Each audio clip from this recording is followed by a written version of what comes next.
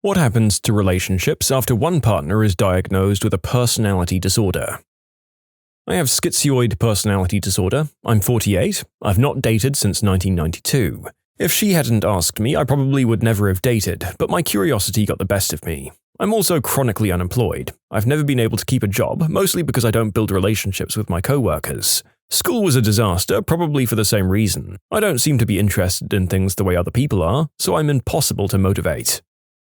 I was recently diagnosed with avoidant personality disorder. I'm 28. I grew up with the message that intimacy equals surrendering all control to the other person, and I was never able to trust my parents or family members because I knew they were more concerned about themselves than me.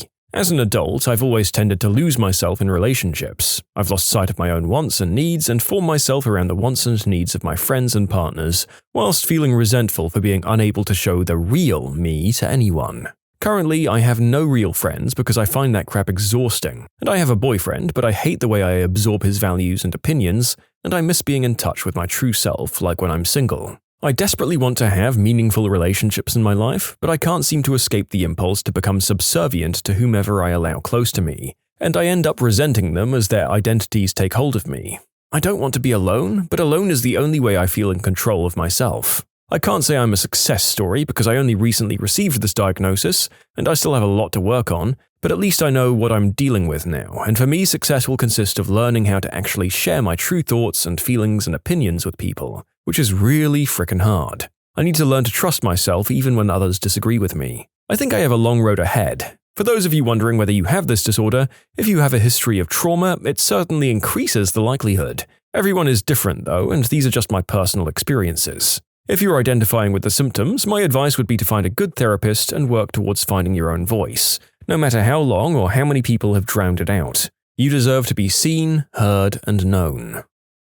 I was suffering for years with unknown mental health issues and had a string of unhealthy relationships. I finally got diagnosed with bipolar disorder, started getting help and met an amazing person who supports me and puts up with my sometimes over-the-top mood swings with kindness and love. Sometimes I worry I'm putting too much on him, and I tell him this often. He always bats it away, saying I'm worth it. To be clear, I don't attack him or say horrible things to him, it's just my mood around him that can be a bit toxic. If I get upset, I can't really stop the process, and it can be very stressful, with me crying and unable to self-soothe and stuff. I do my best to keep these things to a minimum, and I'm getting better the more time goes by, and even just blurting out how I feel and getting a hug off him helps so much knowing I'm not being judged even if I'm acting like a child. I still have a long road ahead, and maybe one day he'll realize it's too much for him, which I would totally understand. It's shown me what a person can be and what everyone deserves, and I'll always be grateful to him for that. I'm not unlovable just because I'm sick. Too right on that last message. I think the right partner can make a great difference for a lot of people, but even if you don't have one, the point I'm getting from the last two stories is that even if these disorders aren't curable, they are treatable and livable with the right methods. On to the next story. I believe that I have some or maybe a lot of narcissistic traits, never having been told by any of my numerous therapists, and I never realized it until I was with my now husband. I've come to learn through tons of self-reflection and awareness that it's due to my need for control because of an almost complete lack of boundaries as a child. I also have OCD tendencies and severe anxiety, and it's always manifested as severe irritability and anger and outrage at the tiniest of things. But I never in a million years thought that I was the problem until I'd been together with my husband for about a year and we were expecting our second child. I've been working meticulously on myself for the past 3 years and I have a long way to go, but now I can identify my triggers and also I'm much less demanding and controlling, and I'm aware of the subconscious emotional manipulation I was using on my husband. He was finally able to express how much it's affected him, and it really sank in for me the degree of damage I was doing to my relationships with others, my friendships and my children included. And I'm so lucky that I was able to see it and start healing so that I didn't continue on that path and hurting those I love. Well, my father's a psychopath who once told me that psychopaths don't like being called that. He'd consider his greatest success that of being able to hold down a marriage with a kid, along with multiple girlfriends. I mean, that's very impressive, but not in a good way. Schizoid personality here. What are these relationships you speak of?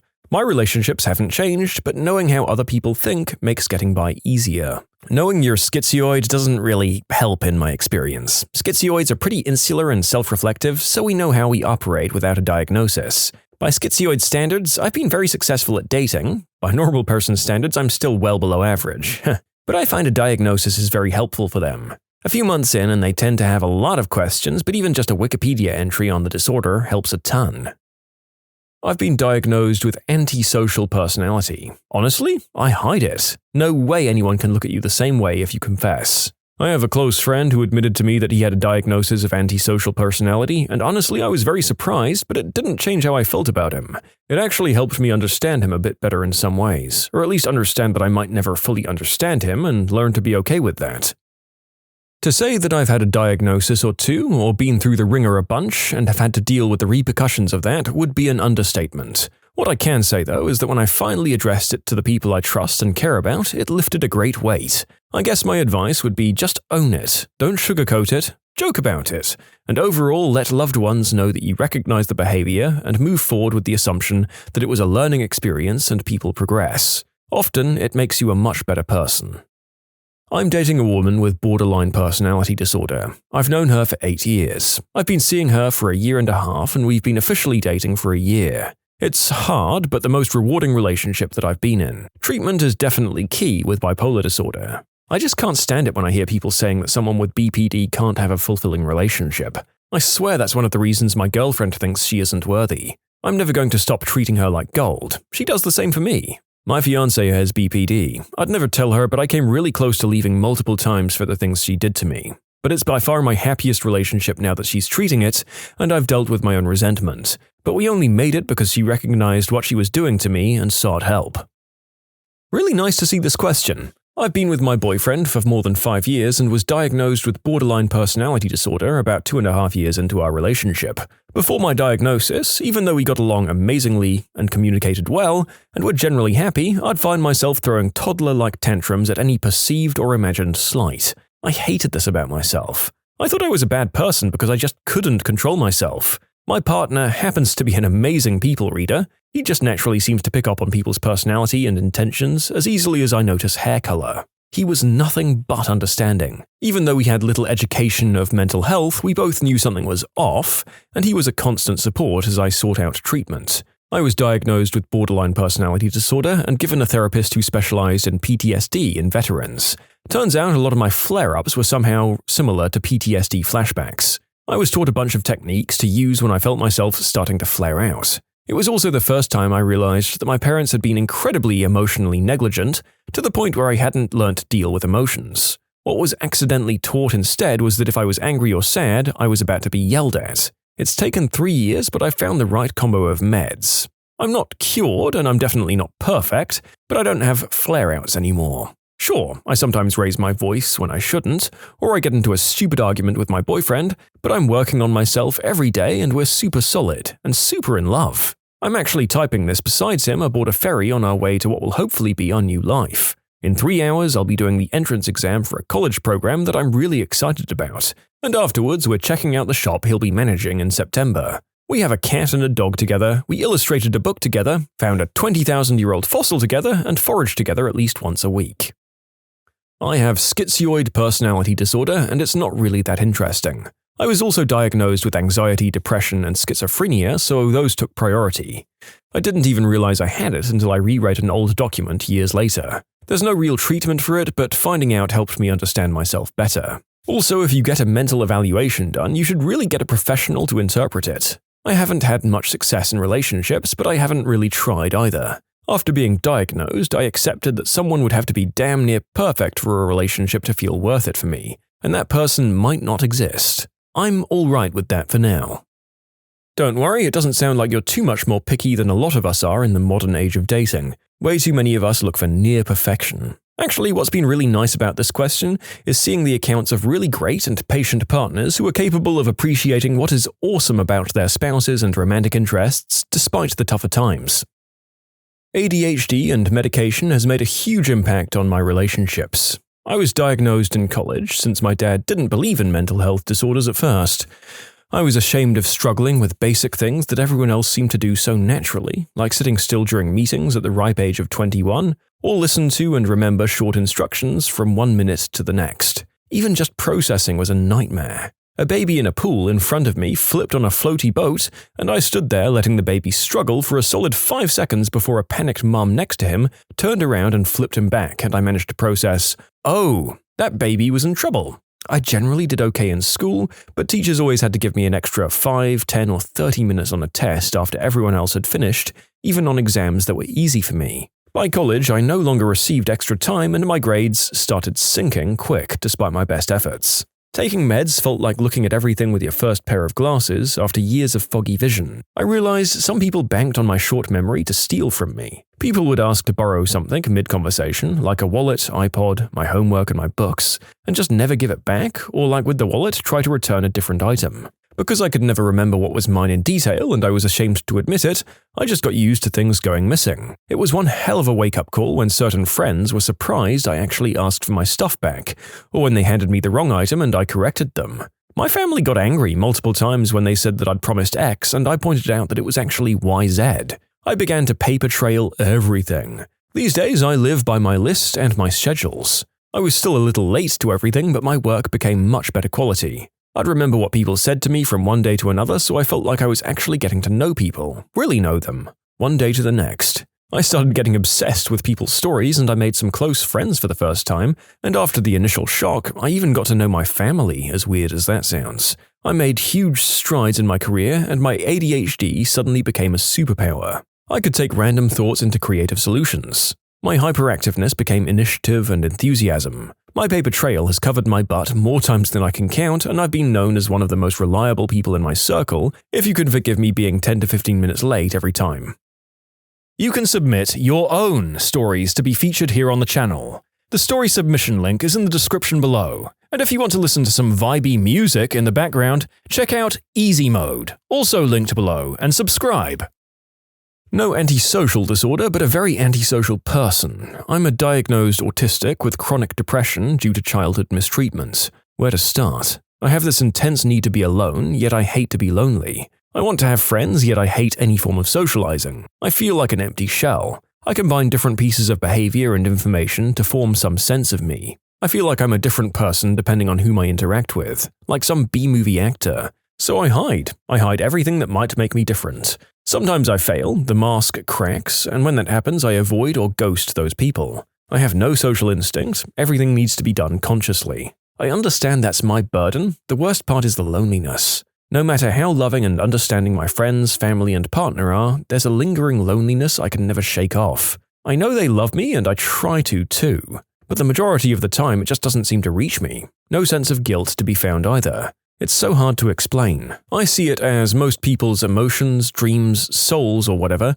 make them floating in huge strings of soap bubbles on the winds of life. You know, those kinds of bubbles that kids blow. When meeting others, the balls bounce against each other, and when they become friends, the soap bubbles stick. And sometimes when we truly love each other, our soap bubbles merge together into a bigger one. Now, I'm not in a ball of soap, I'm in a hard plastic ball, but I can see and understand the other ones. I can see their dreams and their beings, they're sticking to me, yet they'll never merge with me. Is that still true understanding? Something somewhere is disconnected, yet I can see the green grass on the other side never to be reached. Despite the screwed up mess that I am, I found an equally messed up person. She suffered from physical and verbal attacks herself. We have great comfort and understanding in each other through trauma. She's my people shield, since just existing on this earth for 5 hours drains all of my energy to live here. I know it's very hard on her. One day I'm king of the world, the other a paranoid maniac, but being with her I finally understand what happiness can be. I just wish I had some turn-off button that anyone could flick when I feel an episode coming up.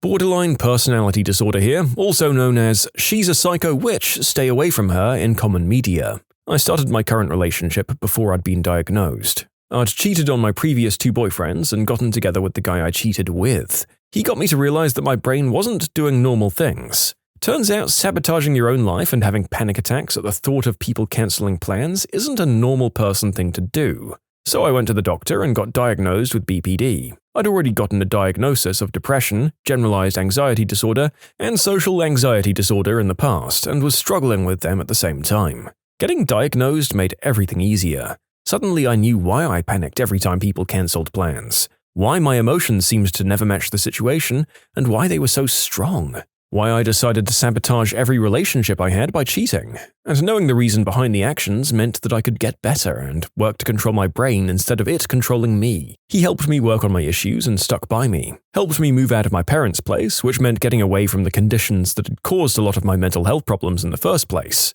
Turns out that getting away from the source of your bullying really helps with recovery.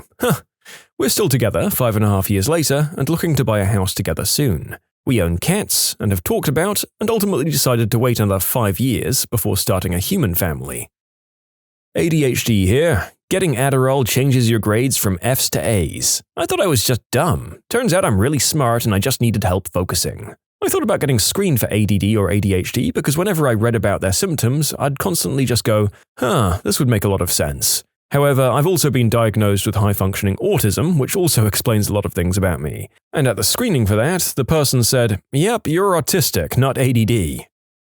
I have PTSD. Open and honest communication is the key to successful relationships. You see it thrown around so often because it's true. Seeing a therapist has been the biggest success, though. I found out I have terrible codependency. I used to get upset, anxious, or jump through hoops trying to cheer up my significant other when I noticed that he was down, to the point of getting upset if he didn't respond well to my efforts.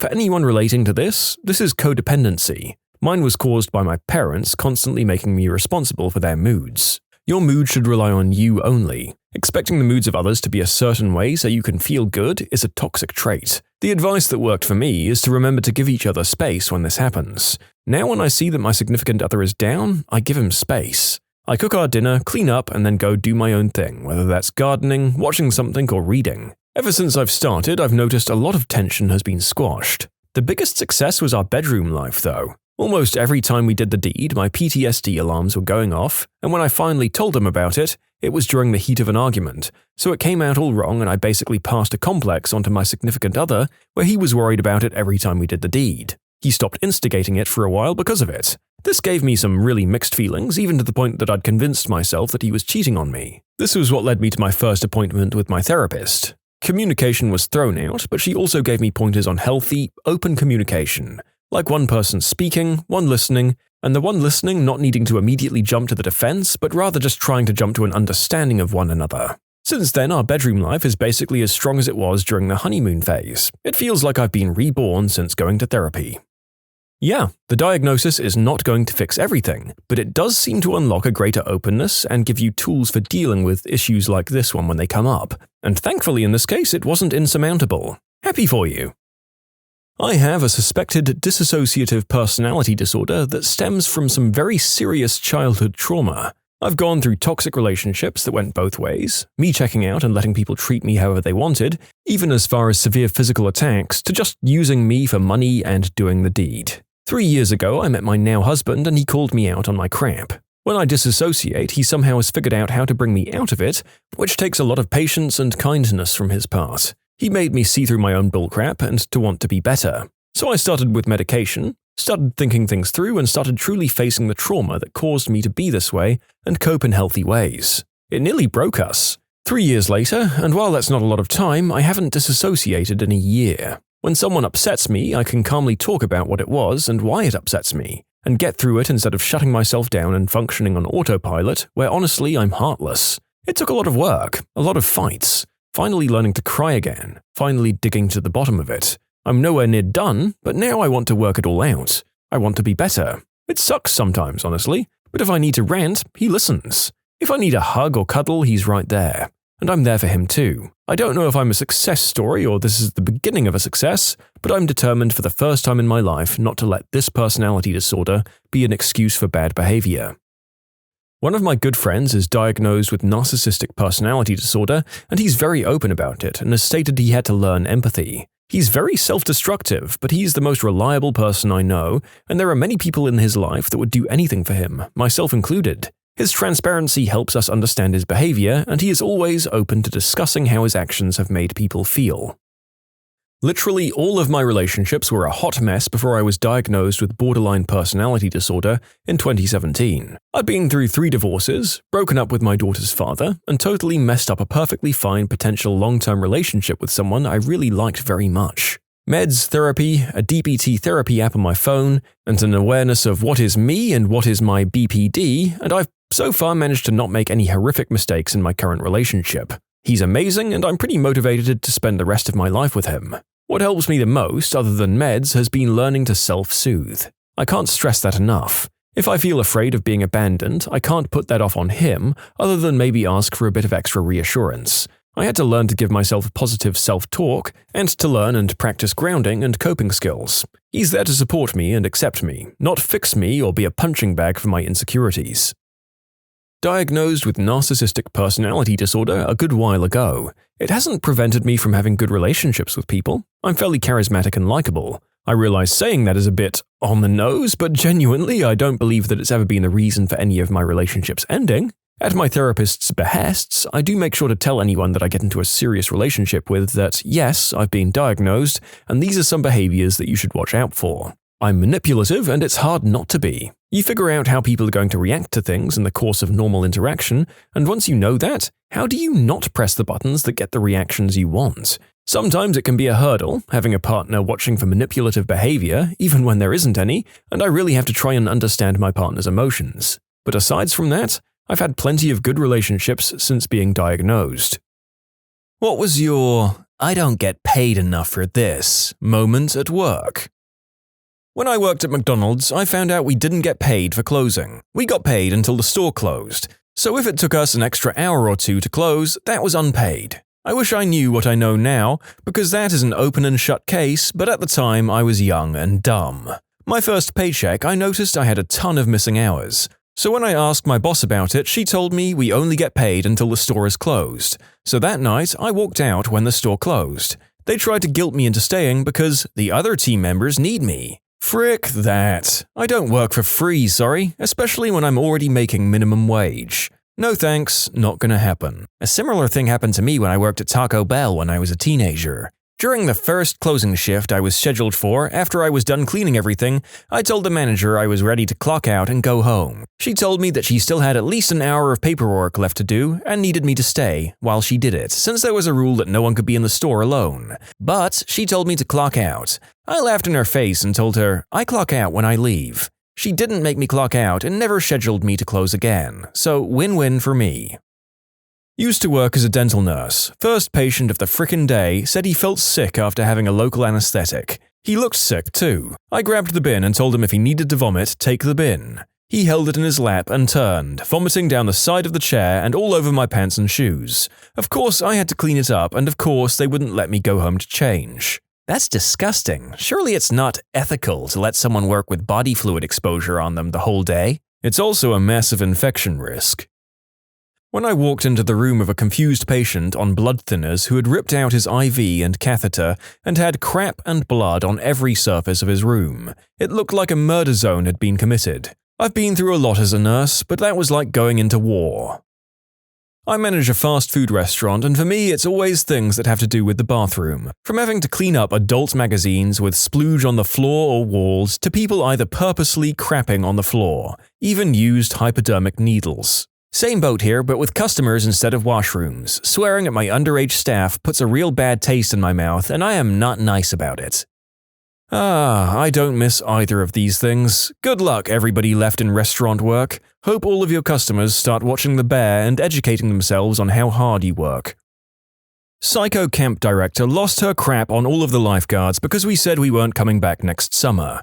Reality was we all had legit reasons. I was going to take summer courses to graduate early. Another guard was moving to university and was going to work in that city. Another guard got offered a head guard spot at a camp near her house, etc. Nothing that said we hated the current camp, just other things going on. We were told in a group meeting that if we weren't happy there, we could leave and she would find other guards. Following Friday, she calls us all in to tell us what a great job we're all doing and how happy everyone is going on the lake. Tuesday after that, she calls us in individually to tell us we aren't working hard enough and she sees us slacking off all the time. Lunchtime Tuesday, all of the guards walked into her office, told her to go frick herself in front of the owners of the camp, and we all piled into my Ford Focus and went out for beer. Went home that night to a message from the camp owner asking us to give him a call back. We'd all chatted and realized he'd called all of us. Called him the following day and told him what went down. He asked us to reconsider and that he would give us $5 an hour raise and report directly to him. We discussed it and agreed on the condition that Psycho Director apologized to us at a collective staff meeting. She refused and had a tantrum. Camp owner fired her on the spot,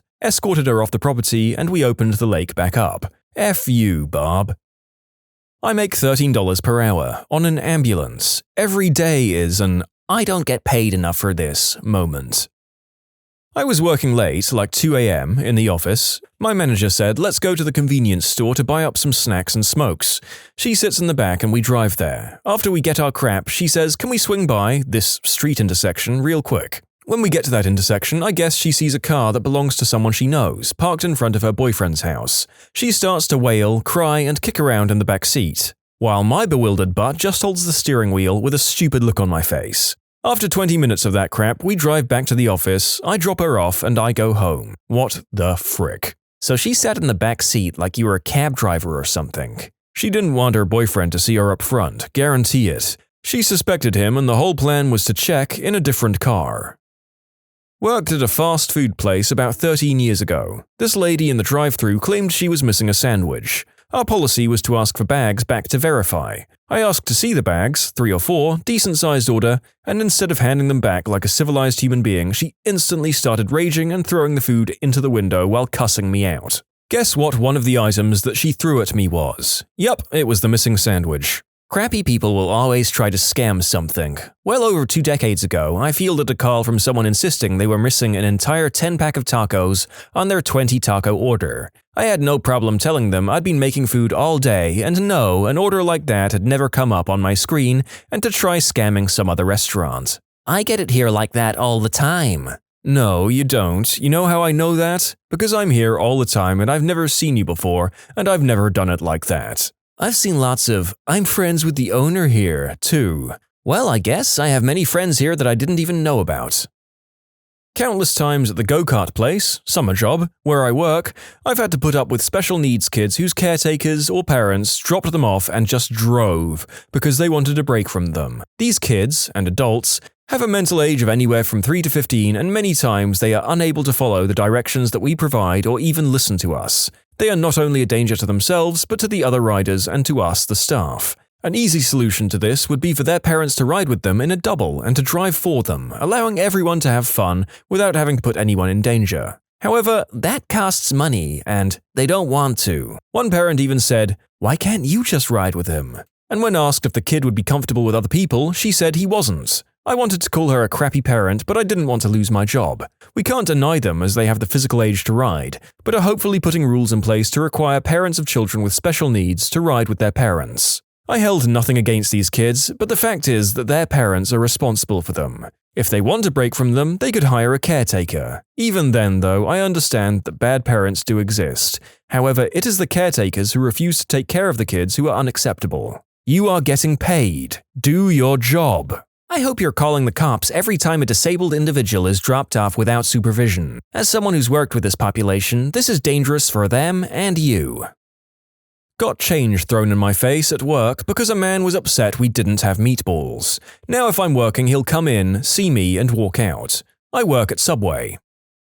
I work in childcare. There was one time we had one kid who had a diaper blowout, and one kid who spewed everywhere. There's only 2 teachers, so this one has to handle the blowout and one the vomit, while also keeping the rest of the kids away from it all. I work in childcare too. I was the only one watching a group of 14 4- and 5-year-olds. One of the 4-year-olds spewed, and I spent the next few minutes trying to keep the kids from dancing around the spew, while also trying to clean up the girl who spewed. Thankfully, another teacher came to help me out. I would like to clarify that 14 children is not a ratio violation in my state, Tennessee, US. The state allows a class of children who are ages of 4 and 5 to be at a ratio of 16:1. Is this an insane number? Sure. Is it a violation? No.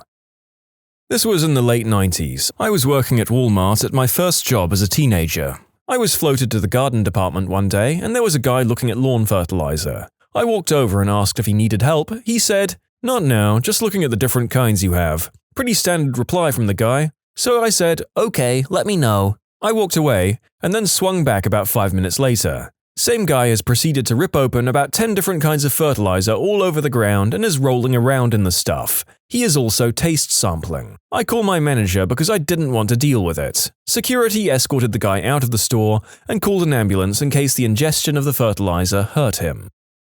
My boss insisted that everybody be at their desks at 8:30 sharp. She made me take roll call on an attendance sheet and hand it in to her every day. She also made me do it at lunchtime when everybody left and came back, and when they left at night. Took roll for a bunch of adults 3 times a day. I don't work there anymore.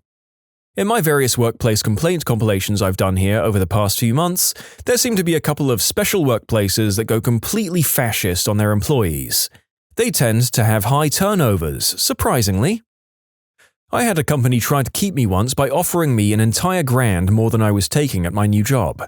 I told them how much it would take to keep me and that while still a raise, I'd be settling for a much smaller number at my new job. It also came with less stress, less management hell, and that I wouldn't be the sole person responsible for advising design, advising sales report, advising sales, advising project management, and advising on sites on how to do their jobs that they needed to do so I could do my one job. I laughed, hung up the phone, deleted all my scripts, and left. The guy that replaced me still asks me for help almost 3 years later now.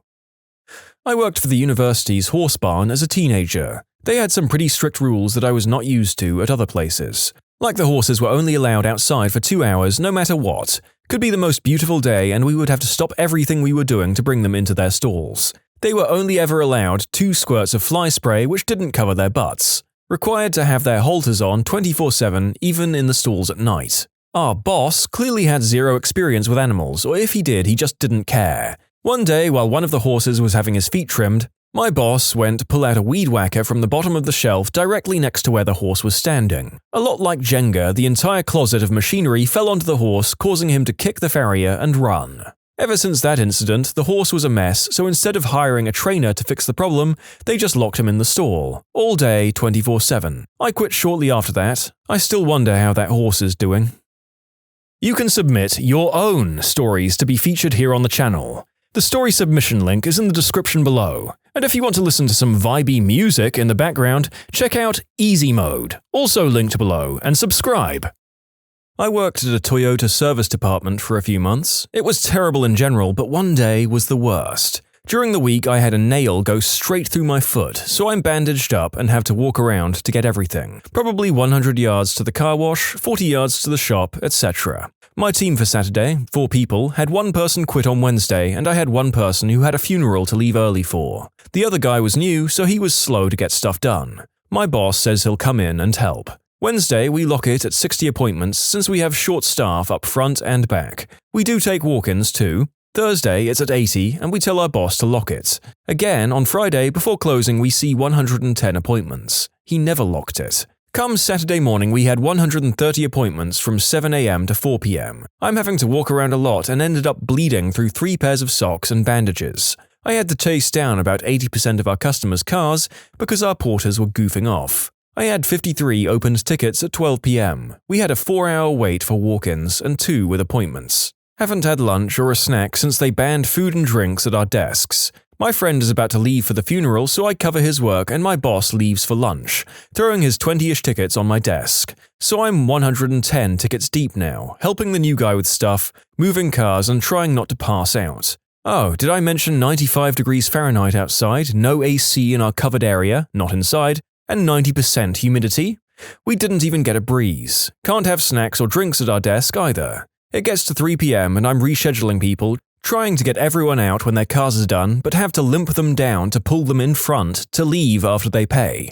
My boss still isn't back and the new guy quits. I end up getting in one car and blood from my sock drips onto our paper mats in the car. I cleaned everything out, vacuumed the car, washed it and pulled it up. Customer went ape crap that she saw blood on the disposable paper mat, about the wait, not getting a discount for her non-appointment service and demanded to speak to my manager. That was it. Called him up and sent to voicemail. I explained it to his mailbox, then called the GM to explain that I'd been alone for 3 hours dealing with an uncapped amount of customers. 5 technicians walked out, I'm still not recovered from my workplace injury, and that I'm finishing my paperwork to take my lunch break at 4 PM.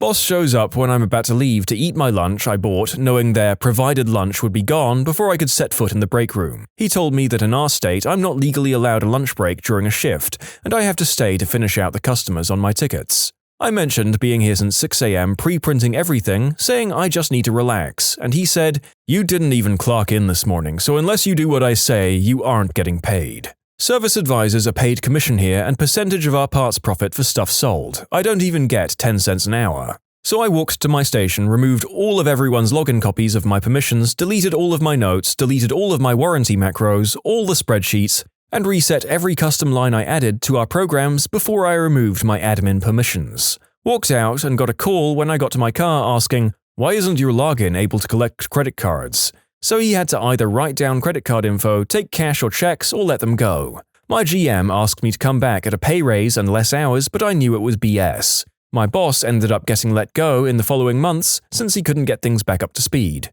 My good friend moved to Mercedes parts, so he's happy. I ended up going to BMW for a bit after that and handled a few other franchises later. I worked IT with about 30 other developers and firefighters, supporting a large 3-shift-a-day manufacturing line. When the line computers went down, 300 workers leaned their backs against the wall, waiting for us to get the manufacturing process back up and running. We pretty much had freedom to stroll in at about 10 a.m. Many of us worked well into the evening, often took 2-hour lunch breaks. Most of us were on 24-hour call, which earned us half a day of comp time for any trip to the office, at any time of the day. A new boss was appointed over us. He quickly replaced our casual work hours with strict 8 a.m. to 5 p.m. hours, with a 1-hour break for lunch. Day 1 of his new policy, we were working on a failed mid-range computer on the manufacturing line. 300 workers hanging out watching us. Oops, it's 5 o'clock. Quitting time for us. New boss caught us in the parking lot just heading to the local bar and swiftly changed his new policy back to our standard. Reality sets in, or if it ain't broke, don't fix it. Take your pick.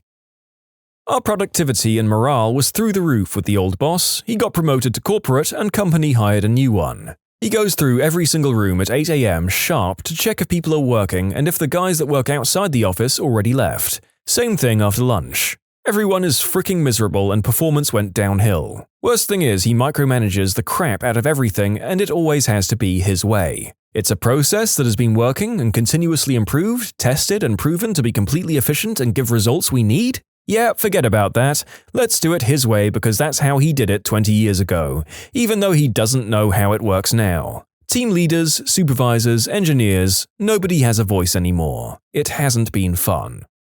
I've repeatedly heard a saying that you should always give new management time to settle, even if their presence seems oppressive at the start. I guess this one is one of those cases where once you've seen what it's capable of, throw it out and start again. I walked into the bathroom and someone had smeared poop on literally every single surface, wall, everything, except one small part of the ceiling they couldn't reach. Poo-casso almost made me quit, but luckily my boss told me to lock it, not let anyone else use it, and he got someone to come in with a pressure washer. Pressure washer is a new level of poo smear cleaning. Love it! A few years into my flying career, so definitely not earning what people think pilots earn, I was asked to take a bunch of handicapped children and their carers for a 10-minute flight in a small twin-prop aircraft. All seemed to be going well until after landing when I smelt the unmistakable stench of spew. I looked around and all the passengers were looking horrified as the inside of the plane had been covered in what, I was told, used to be strawberry milkshake. I then had to vacuum and wash down the carpet in the plane. The vacuum died after picking up a large amount of this lumpy white substance and it started to drip back down the nozzle. It was a warm day and that didn't make the smell any better. I mentioned the handicapped thing not because I'm an awful person, but because his learning disability meant that he didn't think to inform his carer of his nausea, so there was no attempt to reach for the sick bag. We used to be paid half salary to attend seminars related to our industry that grant professional development hours. These seminars would often be at 7 a.m. at a hotel that was about a 2-hour drive for me, if I was lucky, in rush hour traffic to get to. But hey, it was paid and had free breakfast, so waking up at 4:30 to attend wasn't the worst thing in the world. The company announced that they believed attending the seminars was furthering our knowledge, therefore helping the company and therefore helping us, so we would no longer be paid to attend them, but we were still expected to go. I just said frick that and haven't attended a single one since then and delete all of the invite emails. I'm paid hourly, so taking the 6 hours out of my day to drive and attend a seminar I'm not being paid for is just plain stupid. I was asked why I haven't gone to any of them and told them I have a mortgage to pay. Haven't been asked to go again since.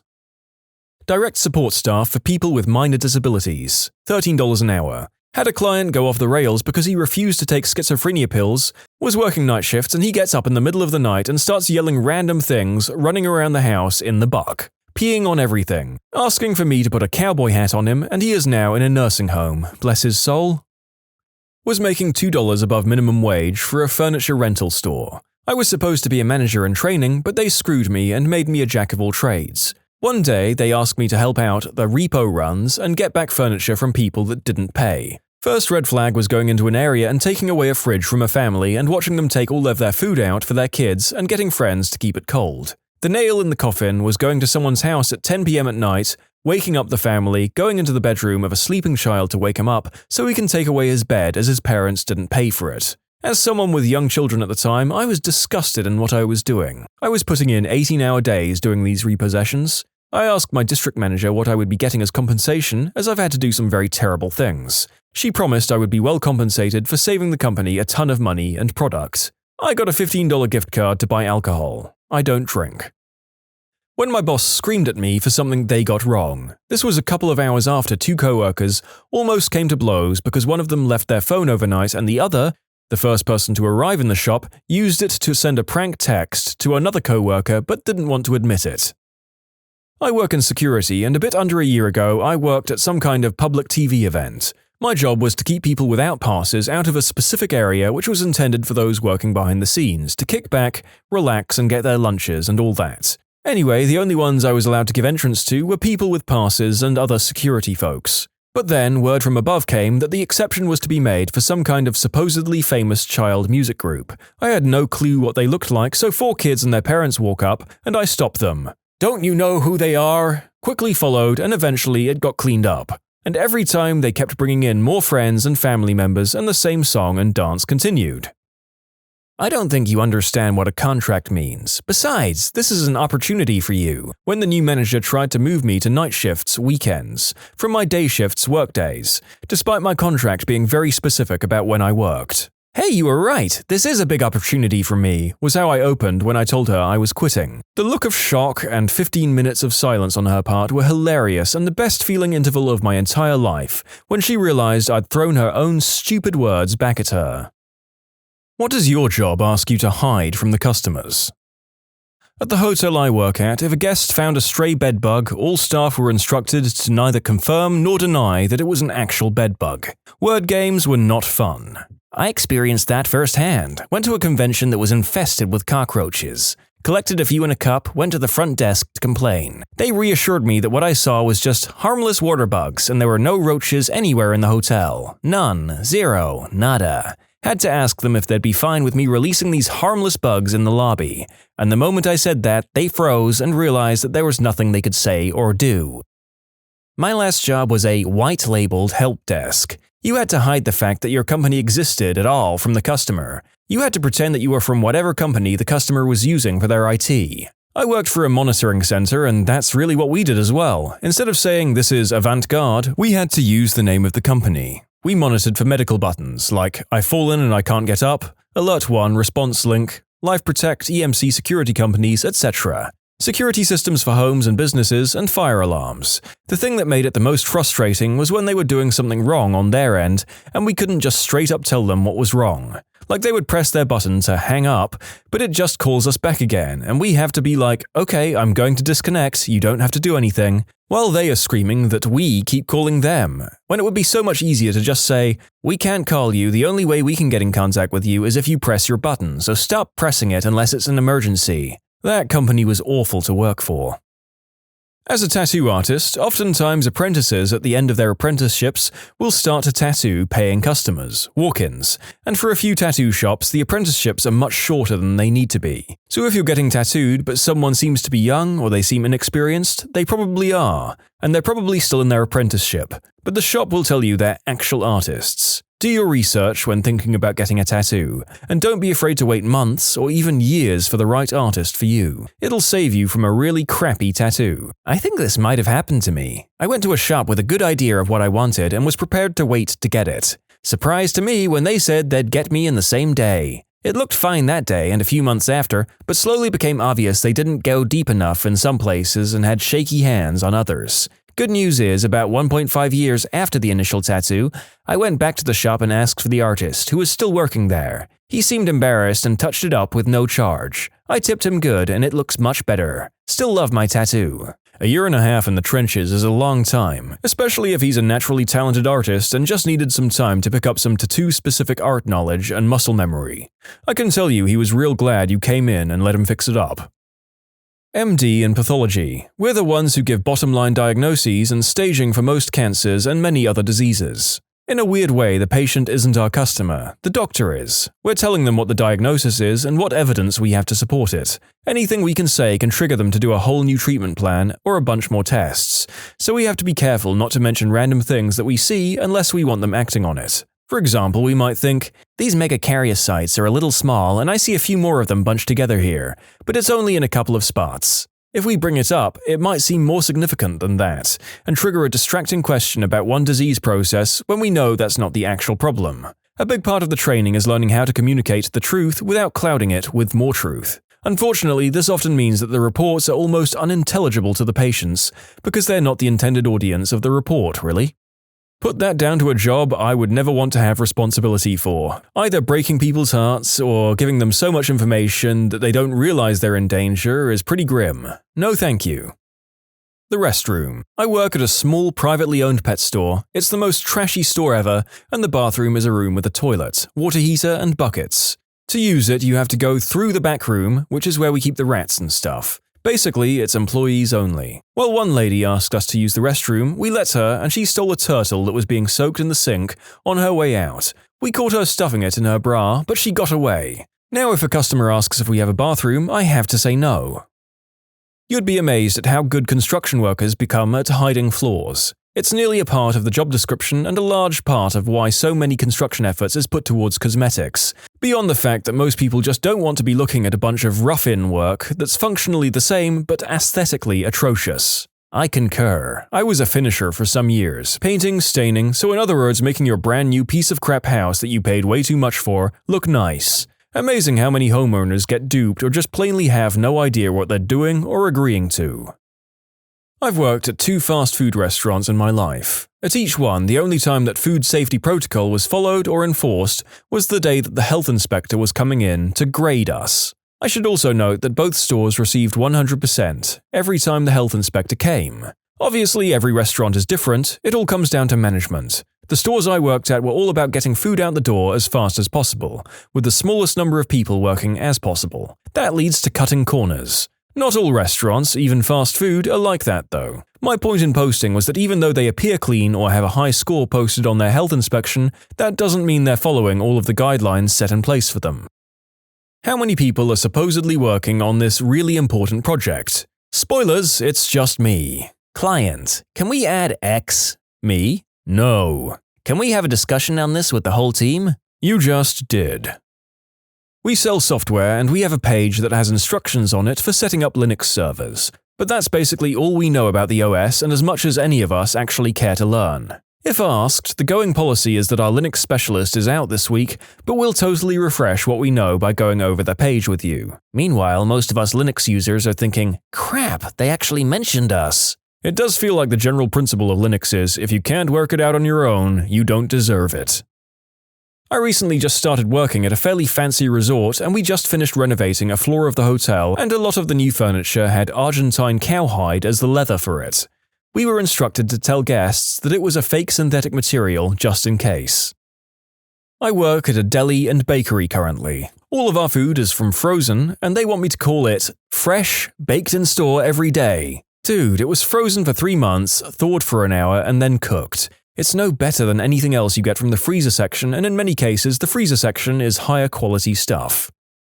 At BK, the food is frozen and gets warmed up in an automatic grill, and we're told to tell the customer that the meat is always fresh and there. The last time I ate at Burger King was about 4 to 5 years ago in a food court. I ordered a cheeseburger and watched as an employee literally pulled a burger out of a drawer and shoved it in the microwave. I don't know why, but I couldn't stop laughing to myself.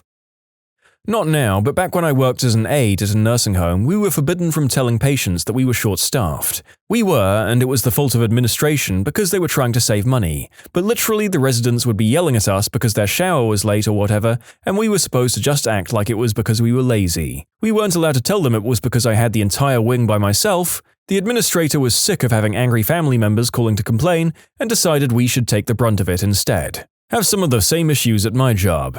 As a CNA, I'm able to explain to them that we're doing our best, and that I'm sorry for the delay, but on days where we're understaffed by more than 2 people, I tell them. There's no other way to get them to understand. But at my job, it's got the opposite effect. It makes the admin keep us properly staffed for the most part. Best of luck, being an aide is like no other job out there. I'm a pharmacist for a major chain. We were recently told this from our district manager because we kept getting reviews complaining about longer wait times and that we needed more help. Apparently telling patients that filling their scripts would take longer because I was the only one working that day is a big no-no.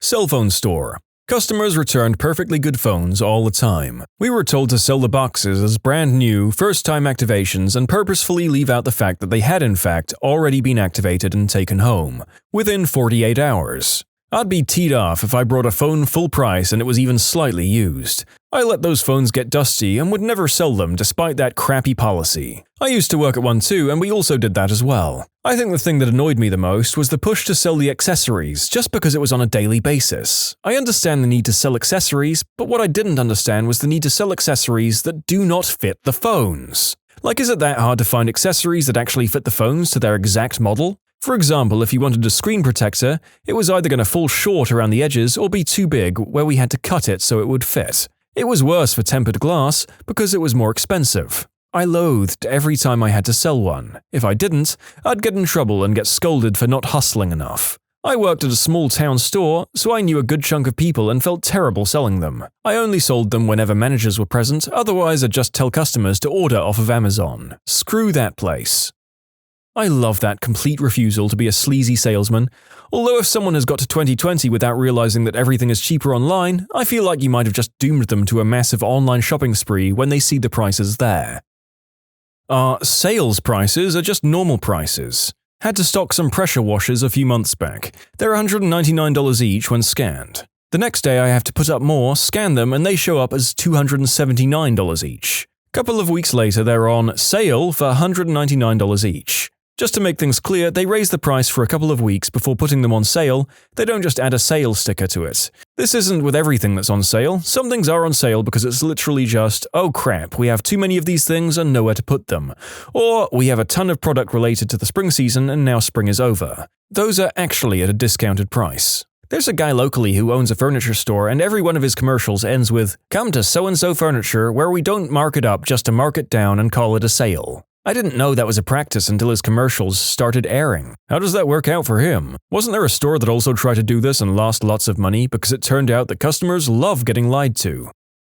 You can submit your own stories to be featured here on the channel. The story submission link is in the description below. And if you want to listen to some vibey music in the background, check out easymode, also linked below, and subscribe. Let's just say our technology doesn't come close to meeting its process guarantees, but we can give a customer a phone book-sized excuse of why it's their fault. I can't tell which of our vendors this is. Any. Literally any. Out of both healthcare facilities I've worked at, they both made a big deal about not expressing how short-handed we are to the patients. Same at mine. I told them anyway because they wouldn't risk firing a great employee when they're already short-staffed. Not in my current job, but when I worked in retail, we had to process waste food off the floor, waste food being fresh items that had been reduced on their use-by date and then wasted or removed from our stock level because the company didn't want customers to see how much food was wasted. It was a lot. We could process damaged items on floor or items that had been taken out of the fridges and dumped elsewhere by customers but not out-of-date or end-of-life products. We did trial giving our waste food to local homeless shelters, but head office stopped it because it wasn't viable, which I took to mean there wasn't any money in it for the head office. So I pushed them and they said that they were worried there might be lawsuits against the company for giving out-of-date food to people. We could accidentally poison someone, etc. I'm talking trolleys of food. Liquids were poured away and written off, food was placed in bin bags and thrown in huge bins around the back of the store that were locked to stop people digging through them. Some of my colleagues would pour bleach or industrial-strength floor cleaner over it too. I had a problem with wasting so much food and thought the excuses head office gave for not allowing us to donate was rubbish. It was all about bottom line for them. The company itself makes a lot of noise about how environmentally friendly and green they are and how much work they do for charity, when behind the scenes it wasn't like that at all. They had a really crappy attitude towards their staff in general too. I was glad to get out of there. Food retail is the worst retail sector to work in. Their reason for not donating is BS, at least in the US. There are laws to prevent companies from being sued over donated food. I'm a cashier and everyone needs to keep the override card over a mysterious button that is next to a till at customer service. It's attached to a big red light and has a wire connecting it to the phone. Nobody knows what it does and we don't want to find out. That sounds an awful lot like the 911 button that summons the police in case of robbery that many restaurants have.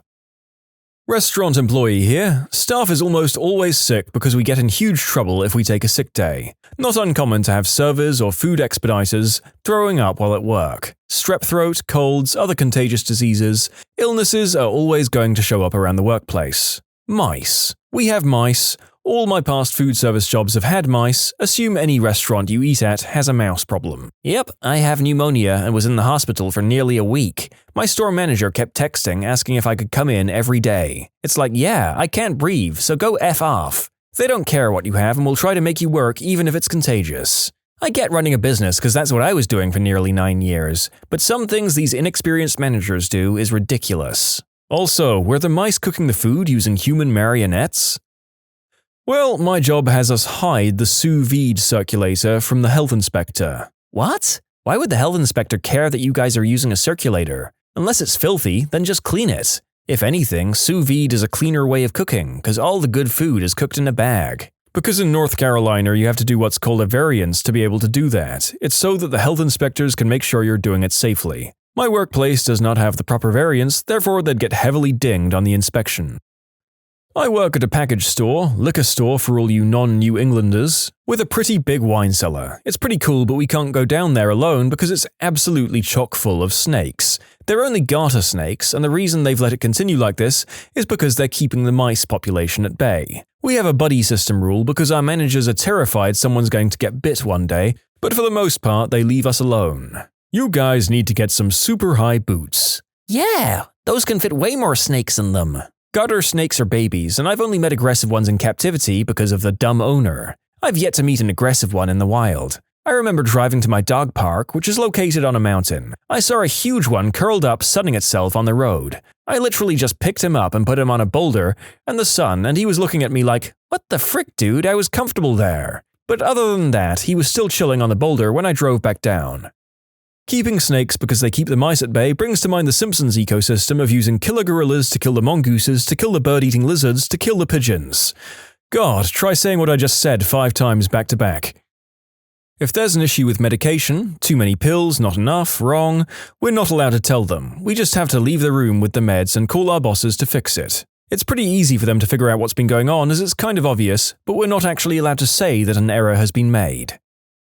We're not allowed to be seen sitting. I'm a theatre usher. I had a job as a busser and we were never given breaks. Had a shift that averaged 6 hours and we're not allowed to be seen talking to servers casually. Sitting, and at the tail end of when I worked there, we weren't even allowed to sit in the back. We had up to 10-hour shifts where we had to stand without breaks and look busy. I never realized how much I hated that place until a few days after I quit. Work in security. Any and every unique location to commit a crime you'll get away with. The first time anyway. We don't get the funds to have real cameras over the entire mall, so we move them to blind spots where we suspect based on following other footage of the crime being committed. Then we wait for your stupid butt to go, "Wow, that was easy and nothing happened," and go for round 2. I've talked with peers in Target, Walmart, almost all over the place, and this is a constant. While there are certain high-risk zones that always have functional cameras aimed at them, if you wander off to an odd corner, odds that you'll get away with it time 1 are really good, provided you dodge the employees at the time too. Oh, and along the same vein, park your stupid frickin' car at a different parking lot if you're robbing. This is how we get you, your license plate. You don't even need a mask or a hoodie, odds are we'll never figure out who you are if you just straight up walk out with crap and off the property. I had a job which claimed all their dressings were homemade, so we had to go back to fill the couple that were not. Also, they would say that none of the desserts were frozen by keeping the freezer for the desserts, and everything else above the standard temperature for a commercial freezer. Everything. Where do I even start? Really, the only thing I'm allowed to tell the customers is this spiel about the place and where the restroom is. I really wish I could help people more than I can, but management actually trained me to actively hide things from people. Literally, I'm supposed to make the customers' lives harder. If I don't do it to management's approval, they go and hide even more things. Then again, I work in an escape room. They had us in the first half, not gonna lie. Current job I'm at told me to lie about the failed maintenance and the budget cuts in my job. At my old job at Walmart, they told me to lie about the malfunctioning fridges and cooled produce that would sit out for 8+ hours before being put into the coolers. When I worked at McDonald's back when I was at high school, there was a time I accidentally filled up a medium soda cup instead of a small for a drive-thru order. I was about to dump it when my manager takes the medium cup from my hand and poured it into a small cup, and it fit perfectly. The small and medium cups are the same volume, just different shapes. They do that at Applebee's too. If you buy a large beer, you're buying a small in a longer glass. My friends asked why I only ordered the small, and when I showed my friends, the waitstaff had a hard time explaining why they were spending more on what I was getting for half the price. Well, this is kind of weird. So my family owned a small bodega, and across from us was another bodega. We had this ripped-up blue chair where the counter was, so my grandma, mum, or me, and my brother could sit in between bagging stuff. Every time this old man, middle-aged man or his wife came in, my mum would slowly lower the chair to the ground so they couldn't see. I was a kid and thought it was a game, so I would help. Didn't realize it was weird until I became a teenager. I asked my mum why, and she was reluctant to tell me that they stole the chair from that old man's bodega from when they fired her before I was born. I find it hilarious. In case you're wondering, the old man, middle-aged man and his wife, the old man's son and daughter-in-law, weren't that petty and came in to buy stuff they didn't have at their store. They were also friends with my grandpa. Your fancy catered event? That's tap water. Bonus if your event is done by a company based in a university because your food is probably the same food that is being served in the cafeteria. I work with artists and bands. On the last tour, I couldn't tell fans that the artist just didn't want to meet people at the bus, or if she was or wasn't on the bus. She had a paid-for meet and greet, so if they really wanted to meet her, they should have paid for it rather than wait outside near our home on the road. I think that's reasonable. Whether her meet and greets are paid or not, a lot of venues now have security screening, and that might prevent or discourage anyone with Selena, Dimebag, Daryl, Christina Grimmie, John Lennon type ideas. It's just good sense to meet fans in the most controlled environment available. What fact were you taught in high school that you later learned was completely untrue? All of the chemistry, about 3 times. Electrons are little balls that circle around the nucleus. Just kidding, electrons move in these little clouds around a nucleus. Just kidding, electrons move in these different hybrid clouds. Just kidding, electrons are clouds. Just kidding, F you. Also, light only moves in straight lines except when it doesn't. Our gym teacher told us your body temperature increases by 40 degrees when you run. When we pointed out you go to the hospital with a fever of 103, she told us it was different and to stop acting smug. That's why she teaches gym. Maybe she confused temperature and heart rate? The sun is half star, half planet. I had a middle school teacher who told us that Buddhists have to pray to Buddha 3 times a day. Took me until high school before I realized he was probably thinking about Judaism. You can't take a bigger number away from a smaller number. Oh my god, yes. I remembered when we learned about negative numbers. I was so gosh darn teed off and upset. Nowadays, I tutor young kids, and when this question comes up, I will take the time to try and explain it in a very simple way that won't cloud or confuse them. One time, though, a kid got excited about what he learned and showed it to a friend and came back to me next week and said his teacher said I was wrong and that it's impossible to subtract big numbers from a small one. Come on.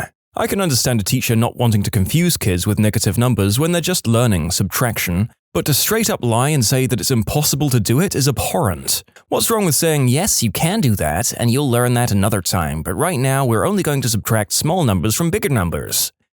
And if a kid actually learns how to do it, that teacher should encourage them.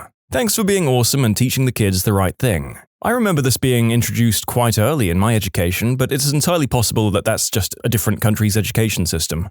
Also, basic negatives are a very important concept when it comes to personal finances, stating the obvious for those who haven't considered it. In Of Mice and Men, Curly wore a leather glove filled with Vaseline. Our teacher told us it was so he could beat his wife with a softer hand. She was too embarrassed to tell us it was for getting busy. Am I the only one who finds it sad that beating his wife is more socially appropriate answer than doing the deed with his wife? That's America for you. There's even a joke about it. How do you allow an undressed woman to appear in an American movie with just a PG rating? Put a lot of bullets through her. There was a scene in Hannibal, a very violent and gory TV show, where a man and a woman's skin is peeled off their backs and raised to look like wings. The two were au naturel in this scene, shown from behind and waist up, but the network had an issue with the fact that the man's butt crack was ever so slightly visible. The show's solution? Give him a line of blood dripping down his back to make his crack less visible. I'm not even joking. Benjamin Franklin discovering electricity by flying a kite with a key on it. No, he didn't discover it, he invented it. The phenomenon of electrons moving around never happened until he flew that kite. Just like fire never existed before the cavemen, right? Adults kept telling me that people would offer me free substances. You want some dip? No thanks, I don't do dip. Good, don't start. An actual conversation I had. In 7th grade health class, we were learning about pancreatic cancer and the disease's other variants in other parts of the body. My teacher explained to the class that it can be only located on or in major organs. A few seconds after he said that, I raised my hand and said, "My grandpa had surgery to get it removed in his knee. A knee isn't a major organ, is it?" And this teacher thought about it for a minute and realized he was completely wrong and just responded with saying, "I'm not sure, let's move on." Oh crap, the knee is a major organ. We're screwed! Well, to be fair, I'm sure he didn't have it in his knee, but maybe bone cancer in his knee or something like that. I obviously don't know all the different types, but I'm pretty sure it's always on an organ, major or not. Many of you have been trying to correct me that bones are not organs, but apparently blood is not an organ. So if you absolutely need to find a way to correct the statement I said I was pretty sure about, you can cite leukemia. Cracking your knuckles will give you arthritis. I was doing it regardless of that myth. It's not like I didn't believe it, but sometimes you just have to crack your damn knuckles because your hand has a cramp or something. Very relieved to find out it was a myth.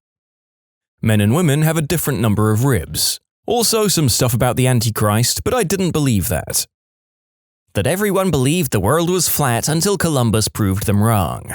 Additionally, that Columbus went to his grave not knowing that he hadn't landed in the West Indies. If I recall correctly, there's a diary entry written by him acknowledging that what he had landed in was a new continent. I'm literally 100% sure that some Greek dude proved it was round by sticking a stick in the ground and measuring some angles and shadow lengths.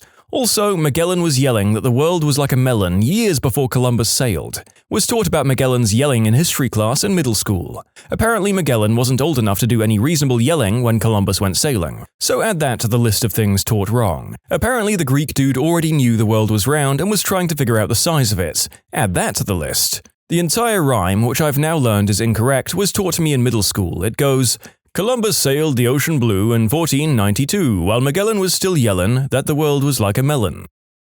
Everything about chemistry. In grade 9, we were introduced to chemistry. Then in the later grades, they were like, everything you were taught was essentially wrong. We did it to simplify things. Here's how it actually is. Then in university, they go, lol, everything you were taught in high school was wrong. It's actually like this. Looking back, I wasn't bad at chemistry, I always did well, but because of this constant flip-flopping, I'm still confused about some of the basics, for example, acids. I remember taking the AP Chem exam, and my sister was in college studying biochem, and I heard her say to her friend, Gen Chem is a lie. After that, I started searching for clues. I finally got it when, after the unit on ideal gases, I asked why they're called ideal gases, and realized everything we just learned basically didn't apply to real life. But only a very small percentage of things, or they'd always say, there's an exception to this rule, and then it turned out mostly everything was the exception to the rule. I was so irritated. Actually, the ideal gas law is a pretty good approximation of the real thing in most cases.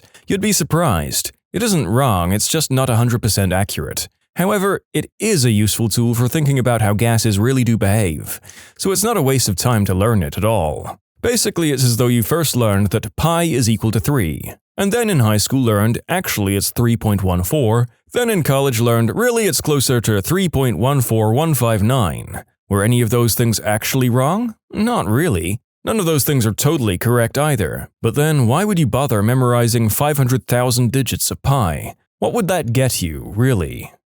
I was today years old when I was hit with the knowledge that ideal gases are an approximation of a pure gas instead of how most of it is found. I guess you learn something every week with this job. That you have to round up all the numbers after the decimal point. Example 1.07883666272, round the 0 to a 1, the 7 to an 8, 8 to a 9, etc. That people in slavery were paid, just not very much, and they were given a choice between a penny and a dime, but chose the penny because it was bigger, as if that was somehow less racist. What the frick? It's illegal to sell yo-yos at yard sales. You only use 10% of your brain. Fricking liars.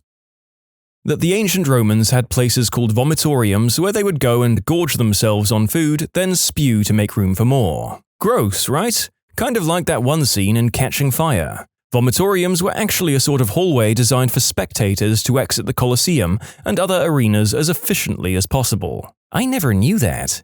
They did show us pictures of big rooms with a lot of holes around the walls. Turns out those were public toilets. I simply assumed the vomit room looked slightly different, but they printed the wrong picture. Also, so many erroneous pictures in schoolbooks. So many. As a Latin teacher, I constantly have to correct students, teachers, and parents about what a vomitorium is. The most common response I hear is, "But it's in the Hunger Games books." Yeah, those are about a fictional society. That there wasn't any air combat during World War I because the planes were only used for scouting. What about the Red Baron? Didn't a lot of planes back then essentially try to kill each other with handheld pistols fired from the cockpit? In the earliest days, yes. It gets a lot more sophisticated pretty fast, especially with the development of synchronization devices that allowed automatic weapons to fire through propellers. As a teacher, I have a few rules for myself to avoid becoming one of these teachers. 1. Always admit you are wrong about something when you are. It's important for kids to know you're fallible, like everyone else on the planet, and that it's okay to be wrong about stuff every once in a while. 2. Use discussion paired with internet searches to try and find what the correct answer actually is. I teach 2nd grade, so we don't exactly have to go to Google Scholar, but we definitely go over the importance of checking over multiple sources and not believing everything we read on the internet. 3. Teach kids that it's okay not to know something or have a misconception about something. The pursuit of truth is infinitely more important than knowing something outright. Although it's not embedded in our curriculum, I take time every day to explicitly teach critical thinking skills. I actively do this too. Thanks for letting me know that there are teachers who know how to be wrong and how to fact-check and be open to multiple interpretations. You can submit your own stories to be featured here on the channel. The story submission link is in the description below. And if you want to listen to some vibey music in the background, check out easymode, also linked below, and subscribe. George Washington cut down a cherry tree. Also not exactly untrue, but I have no idea why we need to practice recorders. I think recorders are probably the simplest, cheapest wind instrument, and teaching music is healthy, exercising a kid's brain in a different artistic way. Usually this is taught in the 4th or 5th grade, so by middle school they can choose a complicated, specialized instrument and join band or orchestra. That I wouldn't be paid to stare out the window all day. I'm a pilot. My 7th grade health teacher, "Black people can't swim. Their bones are much denser than ours. I've seen black kids jump into the pool. They just sink like rocks." Imagine my surprise when moving away from Union, Indiana. Oh my god, when was this if you don't mind me asking? My health teacher in the 7th grade told us all Native Americans have high cheekbones. If someone has high cheekbones, they're native, like Michael Jackson. Where in the frick are these 7th grade teachers being educated? Is anyone else a bit nervous there's a Klan university that we don't know about? Blood is blue when it's inside your body. When I was in 6th grade, the smartest kid in the class told us this. The kid was legit smart in math and was many years ahead of us. I disagreed. Everyone else agreed with the smart guy, even the teacher. I asked how come when doctors draw blood, it's red. He said because there's oxygen in the needle and that it turns the blood red. Fair enough. I then asked how would anyone know it was blue. He said something about vacuums. At that point, the class lost focus. I lost, he won. He is wrong though, and I'm vindicated. While silly Americans spent millions building a zero-gravity pen that could write in space, the Russians used pencils. Actually, NASA programs previously used pencils, but because of the substantial dangers that broken pencil tips and graphite dust posed to electronics in zero gravity, the flammable nature of wood present in pencils, and the inadequate quality documentation produced by non-permanent or smeared record keeping, a better solution was needed. Russian cosmonauts used pencils and grease pencils on plastic slates until also adopting a space pen in 1969, with a purchase of 100 units for use on all future missions. NASA never approached Paul Fisher, the inventor, to develop a pen, nor did Fisher receive any government funding for the pen's development. Fisher invented it independently and then, in 1965, asked NASA to try it. After extensive testing, NASA decided to use the pens in future Apollo missions. I was always fed this one, with varying degrees of smugness about how stupid Americans were, by my science teachers no less. Turns out the Americans were making a calculated decision to not get graphite in their instruments. That there were different sections of the tongue for salty, sweet, sour, and bitter taste buds. I remember testing this myself once. I took some piece of candy and stuck it on a sweet zone, then on some other zone and thought it tasted exactly the same. Even as a kid, I wasn't sure about the legitimacy of this claim. We did this during Girl Scouts. Everyone was like, wow, it works. And I'm sitting there like, sure. This was a very popular science experiment in schools and youth groups. Probably repeated millions of times and demonstrated the conclusion even though it was absolutely bogus and in fact completely untrue. It should be a warning about the power of assumptions and a reminder of the effort required by scientists who actually do meaningful experiments and get valid results. It isn't easy. Because teachers convinced us that you couldn't begin a sentence with because, I believed it to be true. And they told you not to start a sentence with a conjunction, and that hell would make a special room for you should you decide a proposition would be a good word to end on. Ending a sentence with a proposition is something up with which I will not put. Winston Churchill. Back in 7th grade life class, my female teacher and mother of 3 told us that girls cannot have a climax. Looking back, I honestly feel bad for the woman. How can you go through life and have 3 children of your own without ever knowing that you could have a climax? 1. Future employers will see how many detentions you've had during school. 2. There are 52 states in the USA. This was a mistake in a textbook, so this was taught to a whole generation of Austrians, probably also Germans. 3. In a geography class, a student asked why the north of Ireland was a part of the UK. The professor replied, because Ireland gave it to the British. Coming from a very patriotic Irish family, this was a shock to say the least. 4. High school students told me how professors in college and university don't help you with anything and you're completely on your own. After explaining difficulty I had with one of my papers to my professor, he gave me the names of about 5 to 6 authors he knows who write on the subject and essentially gave me half my research. Another time, a professor actually loaned me a copy of the book the library was out of, so I could photocopy a chapter I needed for my final paper. Most of my professors would answer questions over email or after class too. In most cases, professors help more than high school teachers. I knew it at the time, but my science teacher in the 8th grade taught that the Big Bang Theory was the idea that the moon was formed by a collision between Earth and a Mars-sized asteroid.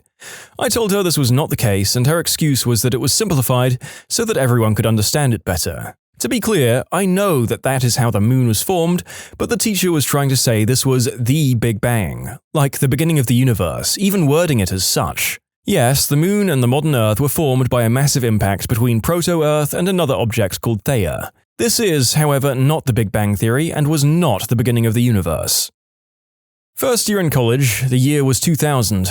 My intro to Comp Sci professor looked at me with 2 heads when I asked him if the exams were open book. His response, after the shocked pause, was something along the lines of, "Do you think you'll have access to the book when you go into the real world?" It was my time to mirror his look of shock as I'd completed my 2nd year of co-op employment through my trade school where I was employed as a DB admin and web developer and had not only books to reference but also w3school.com bookmarked in Internet Explorer 6.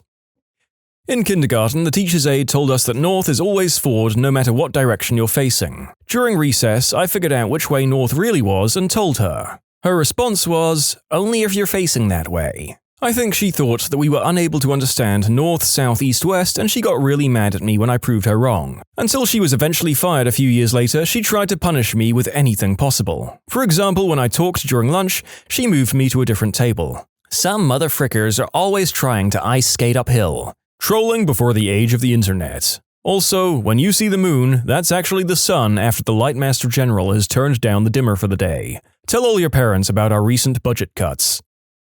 That the Vietnam War was a tie. That's putting it pretty generously. In fairness, the Viet Cong haven't reached DC yet.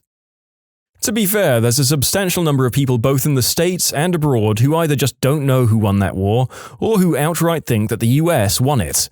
It doesn't help that most Vietnam War movies tend to end in one battle that the US comes out on top of. Was taught in middle school that the US has never been invaded outside of Pearl Harbor. War of 1812, Britain used troops from Canada to enter the US. We surrendered Detroit. Later on, British troops burned down the White House. Remember the famous painting of George Washington? It was rescued from the fire from Dolly Madsen. World War II, Aleutian Islands. A small Japanese force occupied the islands of Attu and Kiska, but the remoteness of the islands and the difficulties of the weather and terrain meant that it took nearly a year for a far larger US and Canadian force to eject them. There were also reports of German World War II U-boats off the East Coast and Japanese balloon bombs in Washington state. I was in my early 20s when I started learning on my own about history.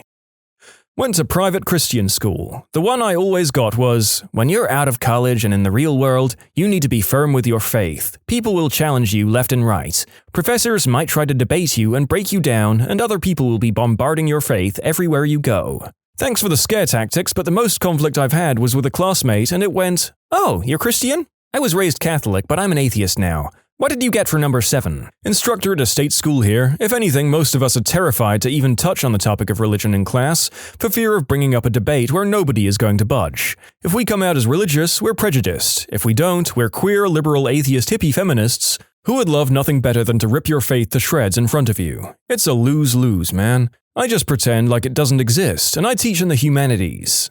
You're telling me teachers don't like to bring up complicated discussions that inevitably lead to everybody getting really angry, tons of drama, and waste a lot of time? Weird. I discovered in college that the more know-it-all you were about your beliefs on religious subjects, the more pushback you got from everybody else. You can be religious like Mr. Rogers was religious, and nobody will want to argue with you. You can be religious like Fred Phelps was religious, and people will get in your face all the time. That you don't have any rights in school. Like at all. No freedom of speech, no freedom of expression, nothing. This was in public school in the early 2000s. I mean, your rights are limited though. I remember being in a grade 10 science class and learning that everything I learned in grade 9 science was a lie. From what I understand, sciences are just one of a long chain of, okay, it's not like that, it's actually more like this. Wikipedia is a terrible resource that's often inaccurate because literally anyone can instantly change literally any article. Wikipedia checks every edit within 24 hours if I recall correctly, and they definitely screen new users somehow. I tried editing a small backwater page once for craps and giggles, and my edit never happened. More importantly, Wikipedia has stood up to every instance of cross-referencing that I've done, and I've written a decent number of research papers. Whenever I was told I couldn't use Wikipedia as a resource, I'd do it anyway, but I would click the links that Wikipedia cited, make sure the info was there in a way I could reasonably comprehend, and would cite that instead. I'm a master's student, and I do that too.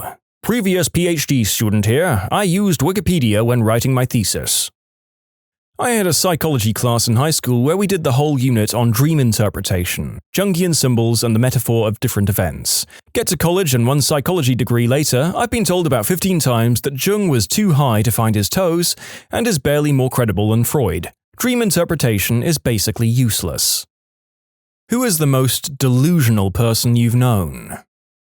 I work in a small-town radio station. I've seen a lot of rookies fresh out of broadcast school let the tiny amount of fame they get from being on a small-town radio station go to their head. This one guy came into work one day, madder than hell that small-town radio famous wasn't enough to get him out of a speeding ticket. My brother was always bragging about how chicks he worked with wanted to bang him. Then after 2 or 3 months, when he inevitably quit or got fired, whenever the guys were talking about chicks they hooked up with, he would always talk about these beautiful women that wanted him, which he just never got around to hooking up with. One time, after starting a new job, he comes home all excited and yells, "Holy crap, the receptionist at this place is gorgeous, and guess what? She wants to F me." I said, "Dude, you've been there one day. How do you know she wants to F you?" So he says, "Well, I just walked through the front door, and as I was passing by, she looks me dead in the eye and says, 'Good morning.'" Oh my god, I lost it with that last bit. Good morning equals she wants to bang me? That's the most delusional thing I've ever heard. My current boss. He thinks the business is doing okay or is in a rough spot. He's slowly choking and killing it with his managing. I see the shop closing in mid to late August. Won't you feel stupid when it closes in early September? Seriously though, I hope he turns it around quick and that you don't lose your job, and if you do, I hope you find something quickly. Worked a night job where I met someone who was studying rather than going to school. Eventually I got out of him that he was studying to be a seducer. He studied Cleopatra, Rasputin, Casanova, etc. to learn the art of seduction. Basically, this guy's life plan was to just seduce his way through life. He had an intricate plan on how he was going to seduce our supervisor for a raise, seduce multiple spouses to support him, even how to get free coffee by seducing the barista. He must have done a lot of seducing to keep working that barely over minimum wage night job for years. Sounds like he put his buy into charisma and his dump stat is intelligence. Ah, the charismatic idiot savant playthrough of life. Sounds like this man was trying to go for a path of life that would have got him into the gold diggers video we did a few weeks ago. Better luck next time, failed social climber. My aunt, as in my mum's sister. She constantly stirs drama with other people and then calls you out for being mean to her. What the frick, lady? For example, one time I came outside and I see her pull up in her car. She starts chit-chatting to my mum. They're talking about her haircut. I tell my mum we needed to go and she drove away shortly after. Totally fine. I get a call from another relative a week later that she's angry with me because the day she came over I rolled my eyes and she reads lips. She knows I said something about her. This didn't happen. She then continues to post on social media how karma is going to get me, while simultaneously commenting on all of my stuff, saying how cute my daughter is. Delusion. This is my aunt exactly. She's also a drama queen. I visit my family once a year for a week, so I go to see my aunt and my mom at the same time. Every year, my aunt will cause some drama. This year, she launched into a casual conversation with me and just said, "You know your boyfriend kinda looks like a rat?" Told her that's not an okay thing to say. She said the truth hurts to hear. I got angry and left. Next morning she waltzes in like nothing happened, asks me to come and give her a hug hello. I say no, explaining that what she said was really hurtful. She then flips her crap and starts screaming, "Why are you always starting stuff up like this? We never get into fights when you're not here, you're always causing trouble." I was so shocked, I just left.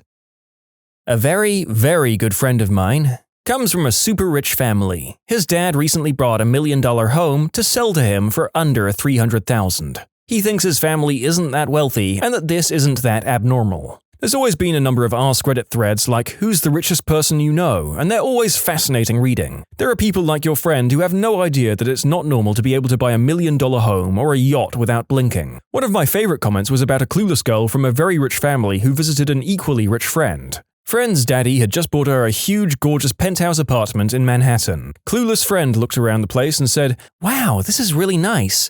How much do you think the rent here would be? $1,000 a month?" Then she looked confused when the guy who wrote the story, who wasn't rich, started laughing. "I mean, it's a banana, Michael. What would it cost? $10? For those wondering, penthouse rent in Manhattan is probably somewhere around $15K per month. My little sister. Me and my eldest sister were raised by an alcoholic mother who left us with random people so she could get drunk. When I was about 6, my mum sobered up and had my little sister. The girl is delusional and has adopted the idea that she went through what me and my older sister went through. She recalls memories that never happened. She swears my mum beat her. Never happened. She makes up stories like she was a mortician, traveled around the world, she dated such and such, and had tons of money. It's so weird. She spends every waking moment on Facebook and posts every single thing that goes on in her life. She has a felony, she beat her baby daddy until they broke up, and now both of those psychos have really crappy custody fights going on. I could go on and on. Sounds like a compulsive liar. I dated one of those. Frick all that. My schizophrenic uncle. He ran away from home in the US in his teens to Turkey, converted to Islam, came home a few years later, believed he was the son of God and robbed a bank so that he could give the money to the homeless in the city we live in. He was institutionalized for many years and was released one day with no notice to our family, and died shortly thereafter of an accident caused by his mental illness. Well, I can't fault his intentions.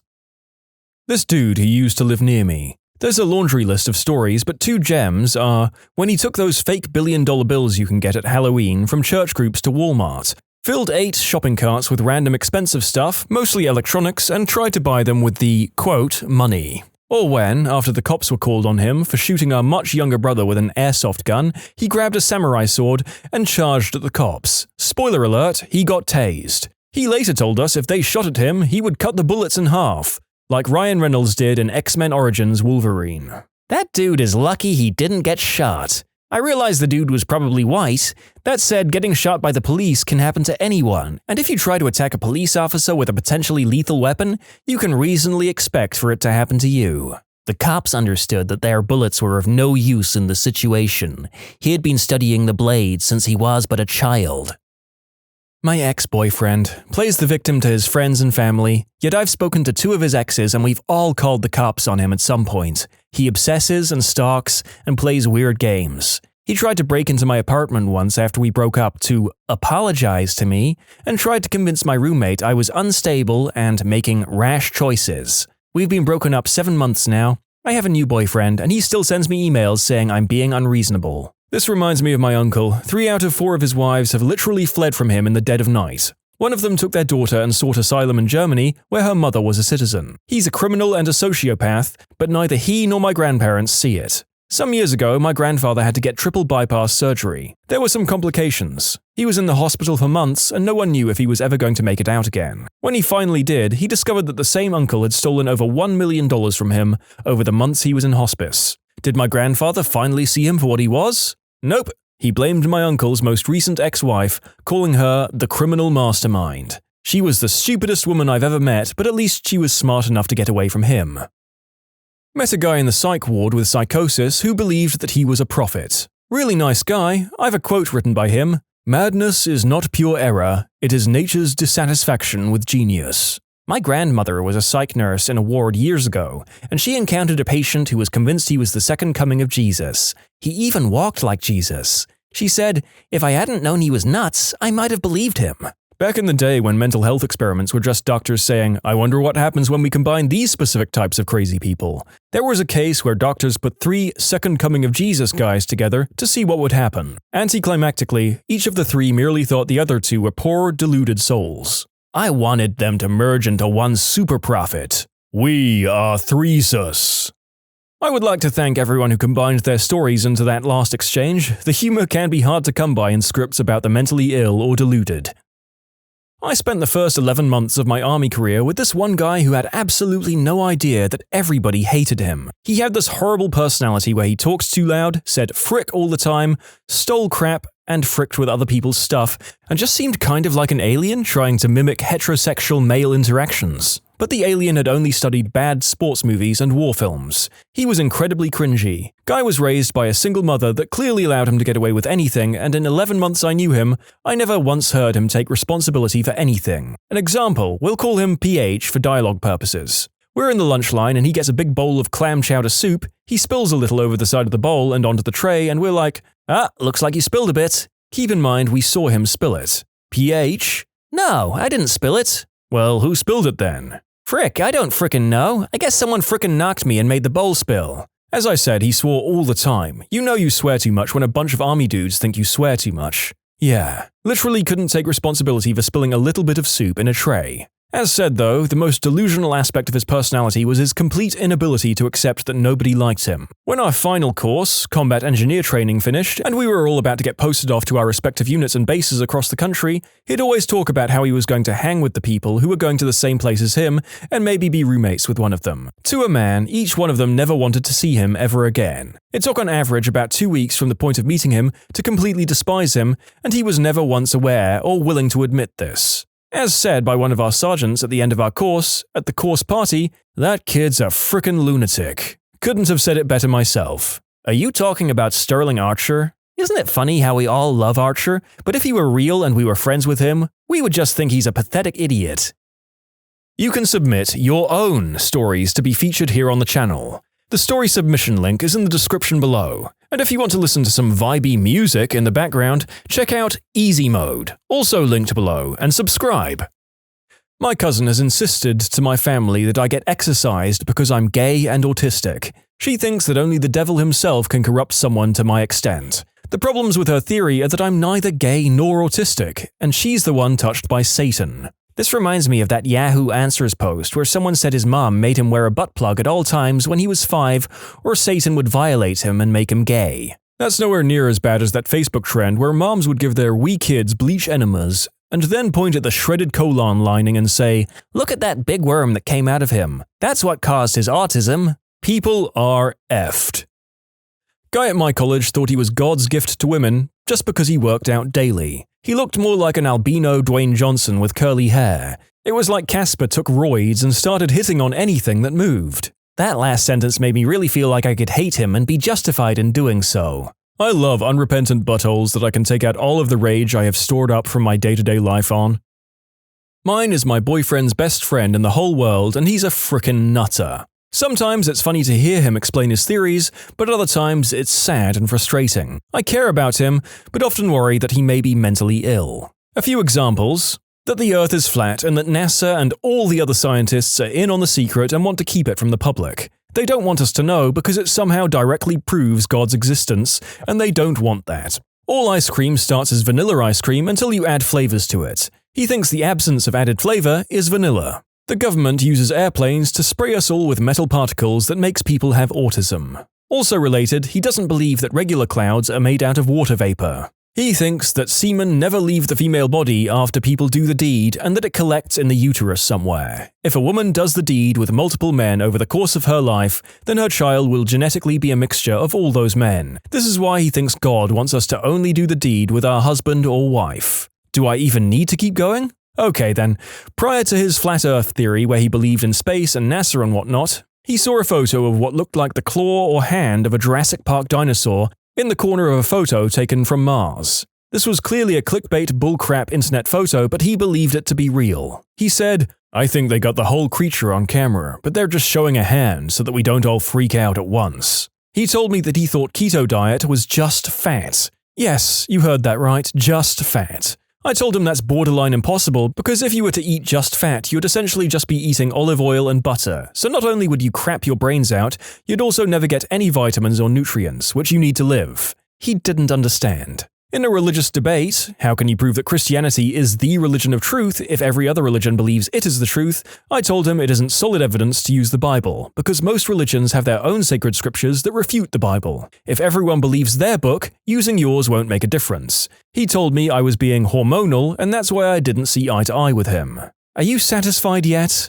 Alright, a few more because it feels great to get a chance to share some of these. He recently informed me that God taught him that watering your grass will make it green. I told him that that was just standard lawn maintenance and general knowledge, but he argued that only those who know the Lord take the time to water their lawns. He doesn't understand what door-to-door salesmen are. One was at his house asking his grandfather, the homeowner, for some info to complete an order he was making. He wanted his name, phone number, and the exact address. My friend thought it was incredibly suspicious that he just showed up, even though the guy had on a uniform and a marked vehicle, so he called the cops, who were very confused when they arrived. He firmly believes that fat people are fat because of cake. Not trans fats, not excess sugar, not hidden calories and misleading portion sizes, just cake. If you try to pry further, he'll explain that there's nowhere you can go where you can't buy some form of cake. It's delicious and horrible for you. That's why people are so fat, 'cause cake is too yummy and too easy to get. When I tried to tell him that in that way he's right, but it's more of an issue of junk food rather than just the cake, he said, "You wouldn't know 'cause you've never been fat. I have, so I would know." We'll end this with my boyfriend's favorite. He thinks that the birds outside his window are watching him. Keep in mind, his house is 2 floors and he's on the 2nd floor, which is right at eye level with the tree in the front yard, which has a huge bird feeder. And yet he thinks that for whatever reason, these birds are obsessed with him and watch him 24/7. I can't decide if I want to watch nothing but this man's life on TV, or if I've already heard way too much about him. This is why you need to get off the internet and go outside from time to time, people. After this video, of course.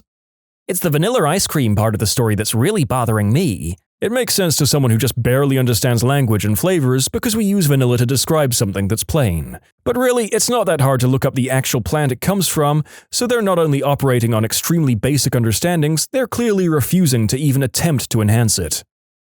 My little sister, who somehow got it into her head that we grew up in the ghetto. We didn't, and that it is okay to just keep popping out kids with different baby daddies because if God didn't want me to have babies, he wouldn't let me get pregnant. Oh my freaking God, I want to hit her in the face every time she says something like this. By the way, she's now pregnant with her 5th child, right after being a complete hypocrite when she got pregnant last year and had a termination because she wanted a girl. She's finally having her girl, so hopefully she stops. And before I get a bunch of angry messages, she lives off the government. Baby daddies do not support their kids, so she brags about being a hustler.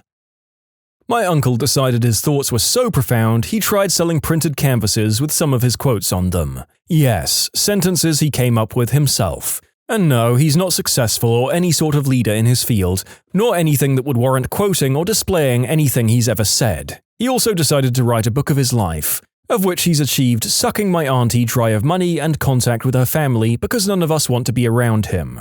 Spiritually pious and delusions of grandeur.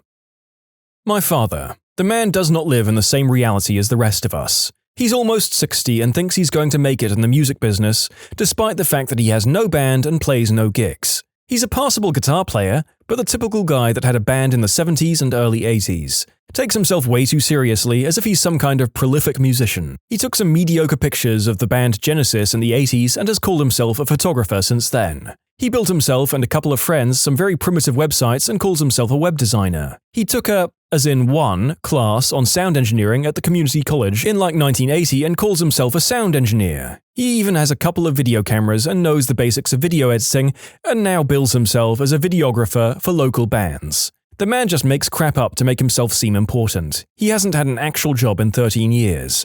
He's been self-employed in that time, but you need to have actual clients and stuff. He thinks he's above everyone, the smartest guy in the room, and he's just this grand person. It's ridiculous. I don't know how his wife puts up with it. An ex-friend of mine cried multiple times because she thought guys were only interested in me and not her, and that I must be doing something insane to attract their attention since she's the skinnier and more obsessed with her looks one. My guess, her personality was probably repulsive after 2 weeks tops. I'm guessing she was clingy too. She probably also wasn't nearly as attractive as she thought she was and confused skinny with hot.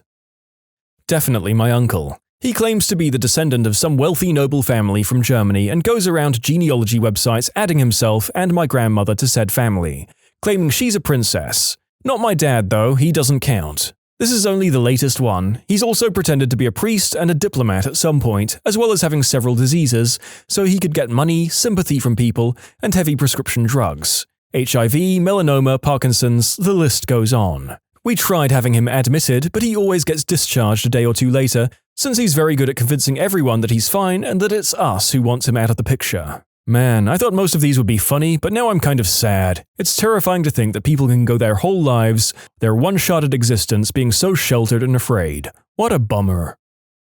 My friend's ex went off her bipolar meds because she was convinced that love was the cure to her bipolar disorder. I feel better now, so that means I don't need my meds anymore. Bipolar isn't a bacterial infection. You don't take meds for a while and then you're cured of it. Weirdly, they broke up after about the millionth violent mood swing, and now she spends her days getting fired from every single job and doing hallucinogenics.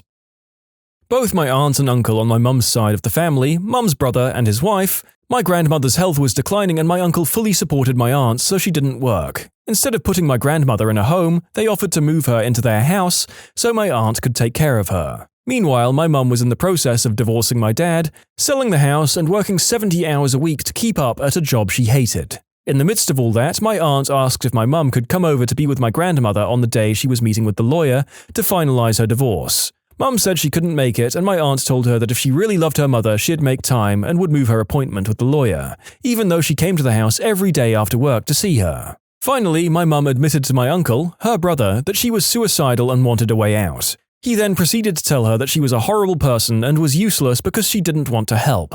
That was years ago and no one in my family has said a word to them since. We've all moved on and are very happy without them.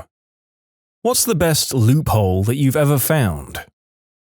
I coach a high school team. We recently bought airfare with Spirit Airlines to take 9 students to a competition. 2 of the students cancelled about a month out from the trip, and we had to replace them with 2 different students. Spirit Airlines policy, no name changes. Can't even pay a fee to change the name.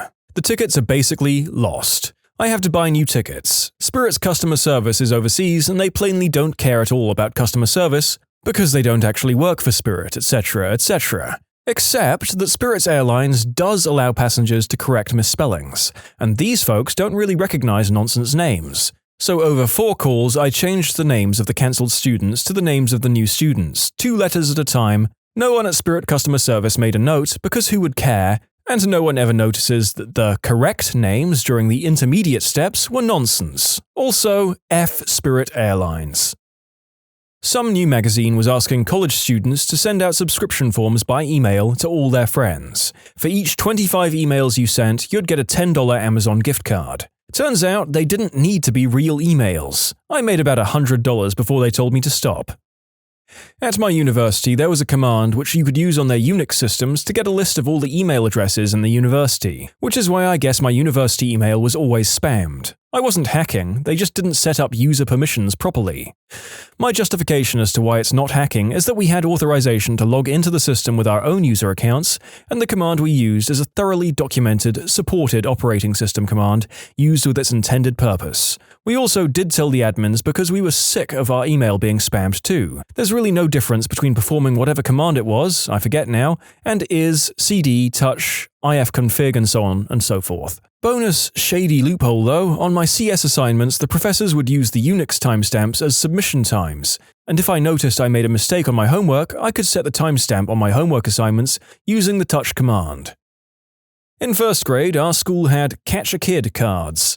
Every time you did something good, you'd get one. Whoever had the most at the end of the year won a prize. My teacher, to promote animal awareness or some crap, gave us 1 card for each newspaper story we brought in that had something to do with animals. So instead of being a good kid and doing good deeds, I just combed through the newspaper each day and hoarded cards through animal stories. Eventually she was like, "Alright, for frick's sake, you're only getting half a card for each story." And I was like, "Miss Fives, I do not give a frick," and continued bringing in the stories. I destroyed all the competition and won the grand prize of a $50 Toys R Us gift card, which, when converted from 6-year-old dollars into US dollars, is about $24,500. Yes, that sounds like something the young narrator would have done as well. I think $50 when I was a kid would have purchased enough cheap plastic knickknacks to fill an entire closet and make all of my friends jealous. Best Buy had double trade-in value on games several times. Craigslist people want cash instead of store credit, but used games for $20 get $25 in trade-in, which doubles to our $50 store credit. I ended up with about $1,200 in store credit, which cost me maybe $400.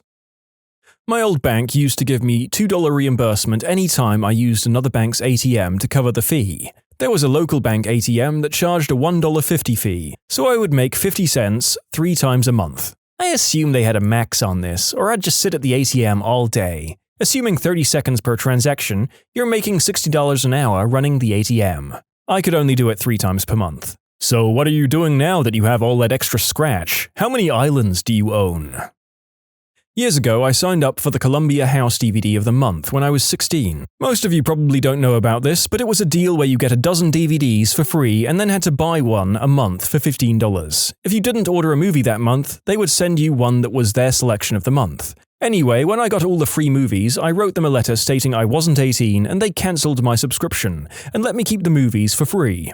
Also, back then you could just sign up with a fake name. It was a simpler time. I would sign up for those CD clubs and get the initial shipment with the commitment to buy more and an auto-shipped selection of the month. You could return a form to refuse the selection, or they would send it to you automatically. Inside the auto-ship package would be a couple of coupons for 2 more free CDs. I'd get the auto-ship package, open it, take the coupons, and then glue the package closed and mark it Return to Sender. Ended up scoring a couple dozen more free CDs that way before they stopped auto-shipping me the monthly selection. Back when I was much younger, maybe around 8 or 9, my stepfather, notorious spicy food connoisseur, dared me to eat a chili pepper. After I refused, he told me that if I could eat the whole thing, he'd buy me an Xbox. He hadn't said anything about chewing, so I cut the pepper into 3 and swallowed them whole with some milk. Always to keep his word, he bought me an Xbox the following day. My stepdad doesn't play video games and has admitted he wouldn't think to do it, which is why he made that deal in the first place. I work at McDonald's. The first thing that comes to mind is the one time when a guy ordered a 50-cent cone in a cup and Oreo crumbs on the side. He mixed it together right there at the counter and made a cheap version of a McFlurry, which is $2.50. I'll throw in another story for good measure. A lady wanted a McChicken meal, McChicken sandwich, medium fries, medium drink, but wanted all the contents ordered separately. On the screen there's a meal button that groups everything together. Ordering everything separately made it like $1 cheaper.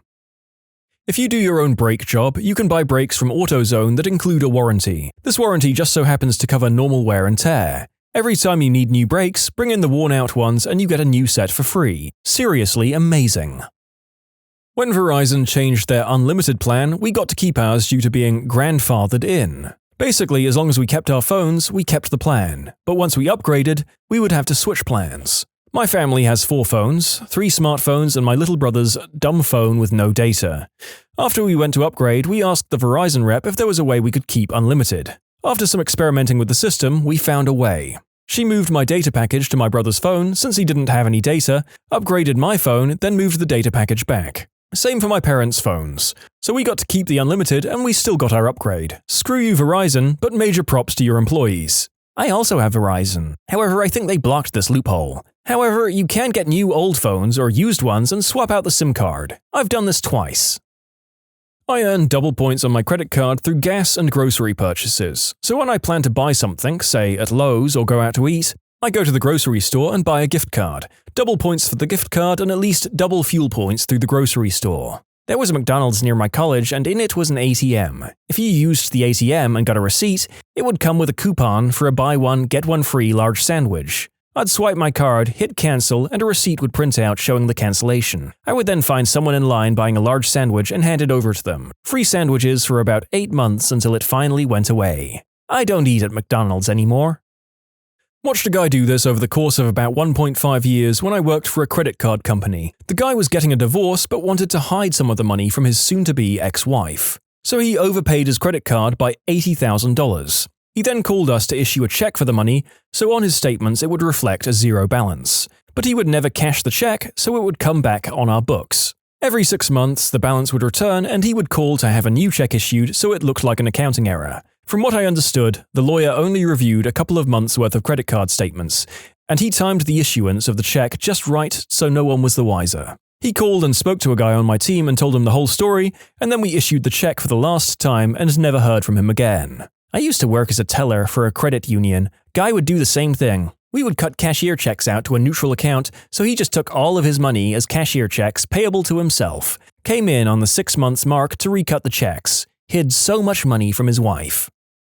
When I first got an iPhone, I brought an insurance package that I thought covered just about anything. After about a month of having my new iPhone, I got a really bad scratch on the screen. The scratch haunted me and would constantly imagine a nice fresh screen again, so I went to the insurance company and asked them to replace it. The insurance rep told me my coverage is limited to more severe damage like cracks and water damage, not scratches. So naturally, I went into the parking lot and tanked my phone against the pavement, completely obliterating the screen. I walked back into the same insurance rep, acted like I wasn't there 5 minutes ago, and explained that my phone was severely damaged and I wanted a replacement. In 4 days, I had a nice smooth iPhone free of charge, this time with a screen protector. Not my find, but my mother's. Back in the day, when a woman needed her husband's permission to get a loan or sign up for a credit card, my mother used to take advantage of the "sign up for our store credit today and get X gift for free." She would fill out the form completely, but since my father refused to sign the permission section because he thought it was stupid that she would need permission from her husband in the first place, the credit card company would throw out her application, so she would get the free gift either way. She must have done this a dozen or more times. Yes, game the patriarchy, madam. Game it for all it's worth. Oh, and the credit card companies as well, I suppose. Double win. Not my loophole, but whatever. The American government wanted, and still wants, people to use $1 coins instead of notes. So they started selling $1 coins for $1. People used their credit cards to buy $100,000 worth of coins and then immediately deposited them all into their bank, taking them out of circulation again, to pay off their credit card and then reap the rewards from the credit card usage, usually in the realms of frequent flyer miles. People were accumulating millions of dollars worth of airline travel for free. You're forgetting an important part of the loophole: free shipping. In order to encourage wider distribution of the coins, the US Mint offered free shipping on orders of coins. So basically, order coins from the US Mint with a rewards credit card, then have them shipped for free to you, then take them to the bank immediately upon receiving them. No cost to you, and you rack up the points. You can submit your own stories to be featured here on the channel. The story submission link is in the description below. And if you want to listen to some vibey music in the background, check out easymode, also linked below, and subscribe. Oh, I have a good one. I'd saved up a crap load of coins and I needed to get them counted. I went to a bank that I knew had a coin counter, mine didn't, and asked the staff if I could use it if I belonged to another bank. She said sure, so I did. It was about $800+ when all was counted. I took my slip to the counter and she asked if I had an account with them. I explained I didn't, but the lady at the front said I could use it. She comes over, B-word, and says she didn't realize I didn't have an account here. What the frick? I would need to pay 20% of all my coins total. I was fuming for about 5 seconds, then I turned to the teller and said, "I'd like to open an account, please." She was teed off, but she sent me to the other section to open an account. I deposited the money into my account, waited until I got my card, withdrew it, and went in and closed the account. It was a lengthy workaround, but it worked. 20%? Oh my god, I would have done that too. What a load of crap. Always wanted to tell people about this or write into Nintendo Power, and I never had the chance. This goes back to the days of Game Boy. I learned one day while playing Final Fantasy Adventure that you could max out your levels through a simple trick. 1. When one of your characters would gain a new level, do not move from your existing position and immediately save the game. 2. Then press B, A, Start, Select, which would cause the Game Boy to reset. 3. Load up the game where you saved and you will immediately get attacked by the same monster that you leveled up from last time. Upon killing him, the same character who got leveled up previously will level up again. Rinse, repeat. It's old and no one cares, but I feel like I finally got to spread the word on this one, and I can die happy. Winn-Dixie had Skittles buy one get one free. At the register, when you scanned a pack of sour Skittles, a manufacturer's coupon for a free bag of Skittles would come out of the register. So as long as they were separate transactions, you could use the cup from the previous transaction on the current one, so on and so forth. I bought a whole case of both, paying 12 cents for tax for each transaction. Most hotels will charge you if you cancel a booking within 48 hours of your scheduled stay. You can reschedule your booking for free though and move it outside of the 48-hour block and then cancel for free. This year, I have casually found a vending machine near my house that has a little bug. If I insert my money and repeatedly press the button for a Fanta, the machine gives me 2 Fanta instead of 1. Now I always go for that vending machine. It wasn't a loophole, but once at the airport I wanted some soda at the vending machine. I inserted the money and I didn't get 1 soda, I got 4. Like seriously, I was literally screaming to my friends, "I got 4 of these!" In the airport. I never won any lottery or whatever. Vending machines often don't want to give me the food I just bought. But that day, I was victorious. I'd beaten the machine. And now I have the image in my head of you chugging all of them next to an impatient TSA agent because he wouldn't let you bring them on the plane. My high school advanced algebra teacher had a system where you could retake an exam if you failed. Part of this was if you were to tutor someone who failed, and then subsequently passed because of your help, you'd get half of their improvement added to your score. So the smartest girl in the class and I took turns getting zeros on exams and then tutoring each other. When I was in elementary school, I took part in a paper airplane contest in which whoever's paper airplane flew the furthest won. We had unlimited pieces of paper at our disposal and about 10 minutes to craft our planes. I noticed some other kids had airplanes that flew quite a bit further than mine, but still not very far. So I basically crunched all of my failed planes into a dense paper ball and just chucked it. It went almost 4 times as far as my nearest competitor. We had the same project for a public administration class in college. The project was more about the other stuff that went along with it than the competition, but you got a big boost for winning it. There was no restriction on what materials could be used, just on the cost of the plane. We just wrapped paper around a baseball and had the college's starting pitcher, who was on our team, toss it. We got the credit, but so did second place, and my friend who took the class the following year said they had a lot more restrictions on their project. When our whole Algebra 2 class figured out how grading on a curve works and statistically used it to our advantage. Average grade in our finals was a 52%, so the whole class passed without really even trying on it. Went to Walmart to buy a shotgun which required proof of residency, and my driver's license had a P.O. box, so they wouldn't accept it. I asked what documents could be used as a proof of residency. Turns out a fishing license counts. Does Walmart sell fishing licenses at the same sporting goods desk? Yes, they do. Document needed to get a fishing license? A driver's license. A Walmart sporting goods associate filled out the paperwork for my fishing license, for which I provided my physical address and then handed it over to me. I handed it back and said, "Now, I'd like to purchase that shotgun." The look on their face was priceless, but a few minutes later, I walked out with it. Got a similar FU story from Disney World. We were at Epcot and it had been pouring rain all day. Mostly we'd just been hanging out under a pavilion. Finally, we decided to head back when it slacked up, but being Florida, it started pouring again. Ducked into the Mexican restaurant there to wait it out and get dinner. Asked the hostess for a table for 3. "I'm sorry, we're on reservations only tonight." "Okay, fine." I pulled out my phone and checked their website. Sure enough, they had a reservation open for that time. Quickly made the reservation, looked at the hostess and said, "Yes, reservation for 3, name of Sparkstalker." She just glared at me while I smiled like an idiot. "My dad went to Walmart with my little brother to return a video game. The game was open, so they said he could only exchange the game for the same one. He says, 'Okay,' and gets a new unopened video game. He then, with game in hand, looks at the same person and says, 'I'd like to return this game, please.' They actually let him do it." You know, of all the places that deserve to be gamed by multiple people repeatedly, Walmart is definitely up there. Let them have it. Back in middle school and high school, I was busted at home for looking at adult flicks. My parents had the MSN browser and internet service at the time. Their response was to ground me and change the password to get on the MSN account. This is during the years of dial-up. I discovered that I could type in any random digits into the password space to allow MSN to start the dial-up process and then minimize the window. The computer would connect to the internet, but not the MSN account. I would then open Internet Explorer and browse to my heart and hand's content, erase the internet history, and they were none the wiser. When Radio Shack had open locations nearby, I'd buy cheap $8 to $10 earbuds, and later cheap $10 to $20 pairs of over-ear headphones and get a warranty on them. Whether it was the quality of the stuff or me being an idiot, these would never last me more than a month or two, so I'd go back, buy the same pair for a huge discount thanks to the warranty, and put a new warranty on those. Repeat, get $2 to $3 sets of earbuds and headphones forever. Or at least until all the Radio Shacks near me closed down. I guess this is kind of a loophole? One of my proudest moments nonetheless. In the final semester of my senior year in high school, I decided to take a class called Physics 2. I liked the first physics class I took. I thought this would be a fun class to go out on. Wrong.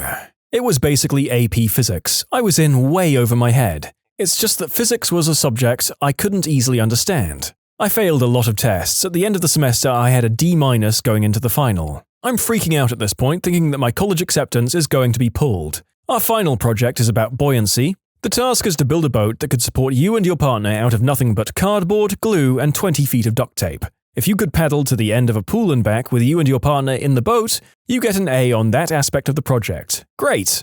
Then my teacher made the mistake of offering extra incentive.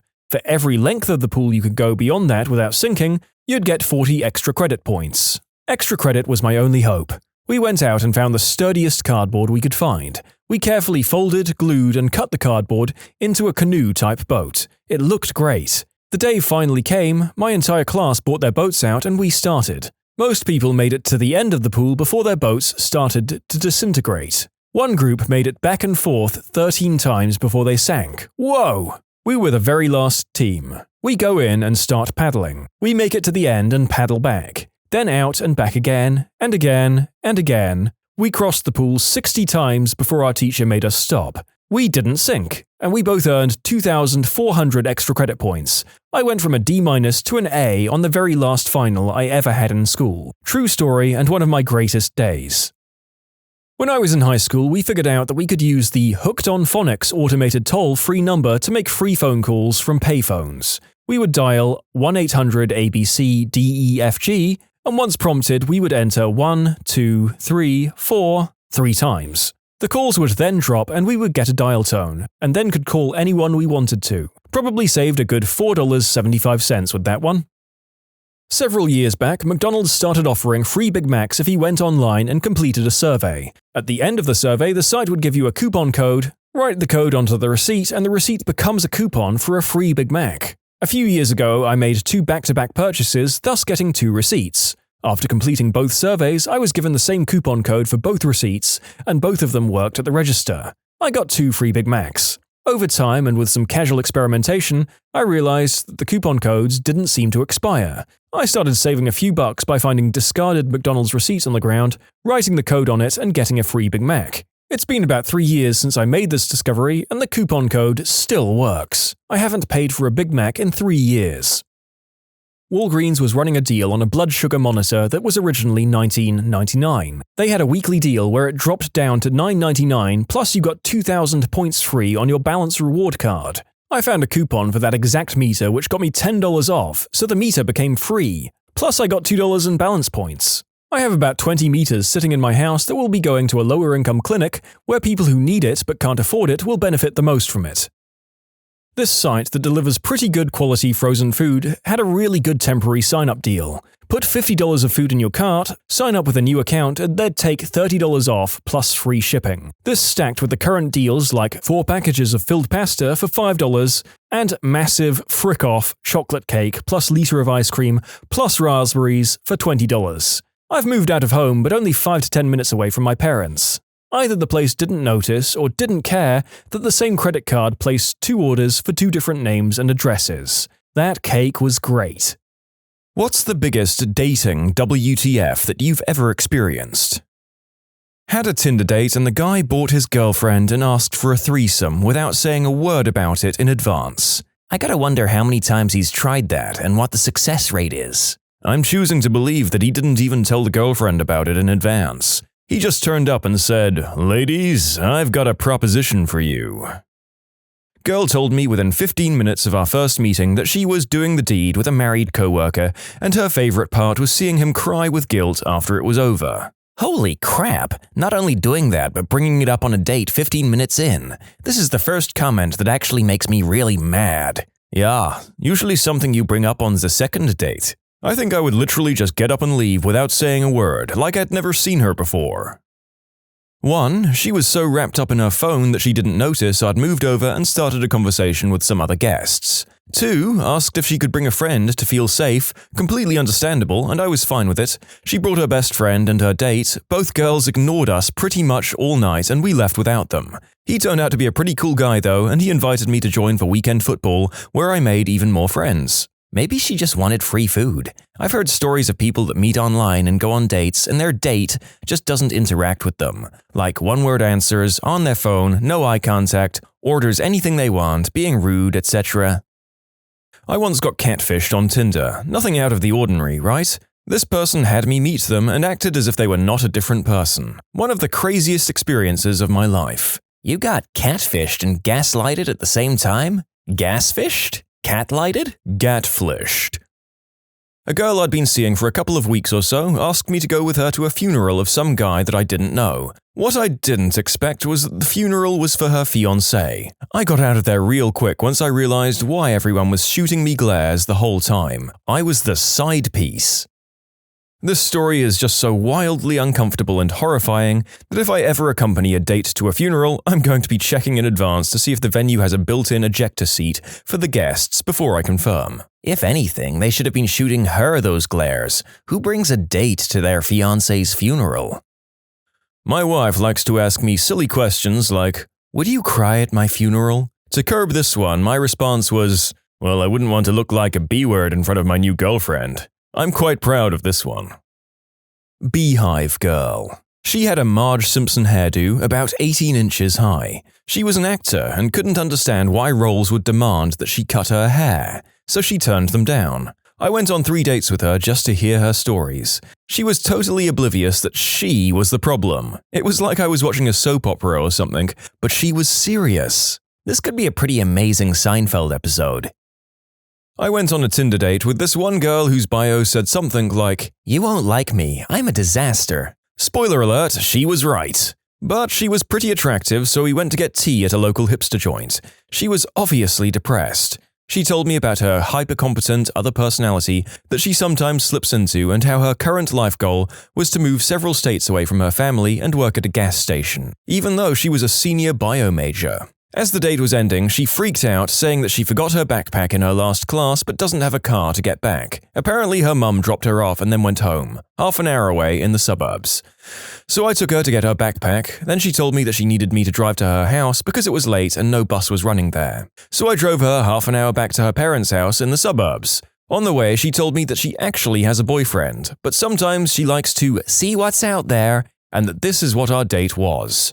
Oh, and she's also pretty sure she's a lesbian, but likes the power involved in getting a guy to like her. For some reason, we never saw each other again. That's a pretty good example of the term crappy person. The setup for the comeback is real, though. Too bad it didn't work out this time, huh? Drop her at the curb? How did you keep from dumping her at the closest 7-Eleven and heading for a bar? At least you're not the boyfriend, so I guess life could have been worse.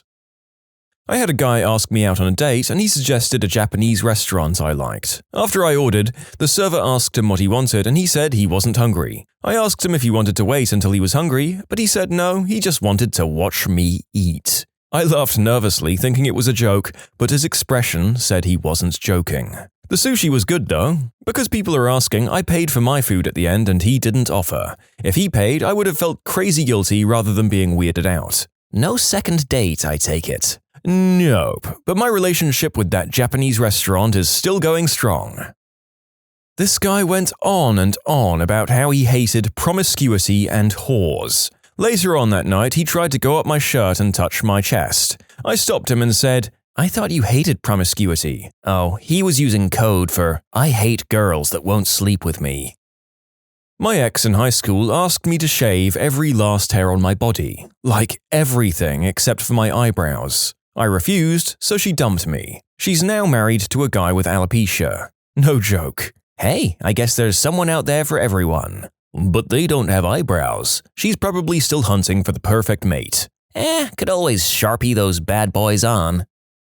I think I was like 17 or 18 at the time. We were fooling around. He starts suckling on me and says, in a baby voice, "Baby, what's his milky?" I really hope you busted out laughing. This sounds like a green text. Oh my god.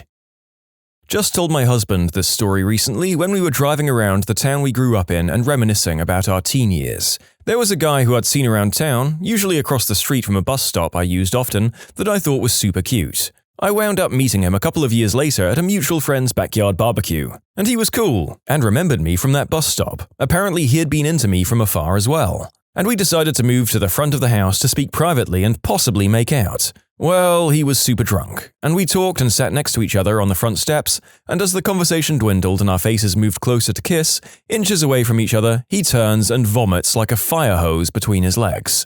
I tried to comfort him a bit and then went back to the party and left shortly after. He felt terrible and asked me out later, and I said, "Frick it, let's not totally blow this guy off. Everyone gets super drunk sometimes, sure." But his idea of a date was taking me to a graveyard in broad daylight to get drunk, and I realized he was very, very dumb, and I never spoke to him again. I was 17, my boyfriend was 20 or 21.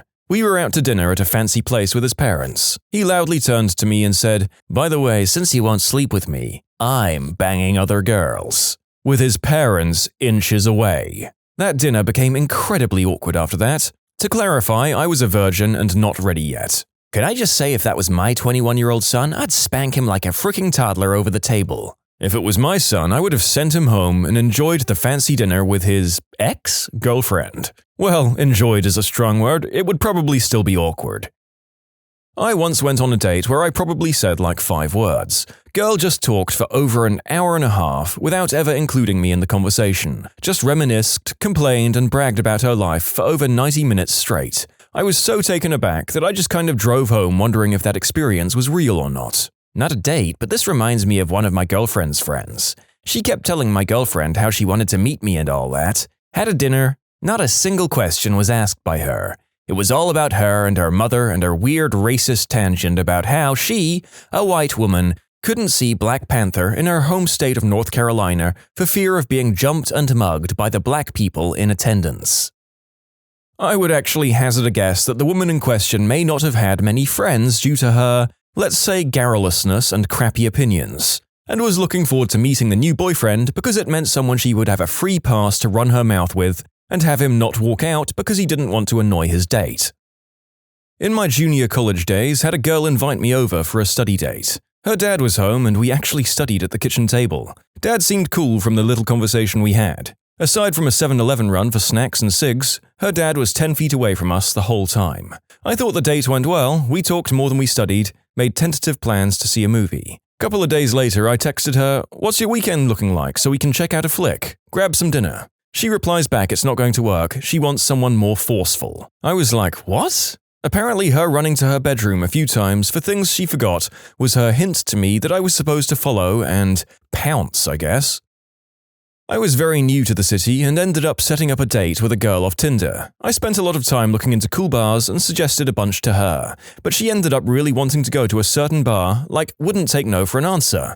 I looked it up, it looked okay, nothing really that special. I figured she had some sort of thing with the people who worked there where she could escape if the date went bad. Fast forward to the date, it's going really well, she's absolutely gorgeous, and the conversation is really easy. I bring up the choice of bar and why she was so adamant on this one. She said her ex-boyfriend works there, and that threw me off, but I figured they broke up a while ago now and are just friends. So I questioned further, asking how long ago they broke up, and she tells me 2 weeks ago, and that he is currently our bartender. I look over at the bar, and this massive 280-pound guy is giving me the biggest death stare. I was wondering all night why he was being such a prick to me, and now I understood. I got out of there pretty quickly after that. You can submit your own stories to be featured here on the channel. The story submission link is in the description below. And if you want to listen to some vibey music in the background, check out easymode, also linked below, and subscribe.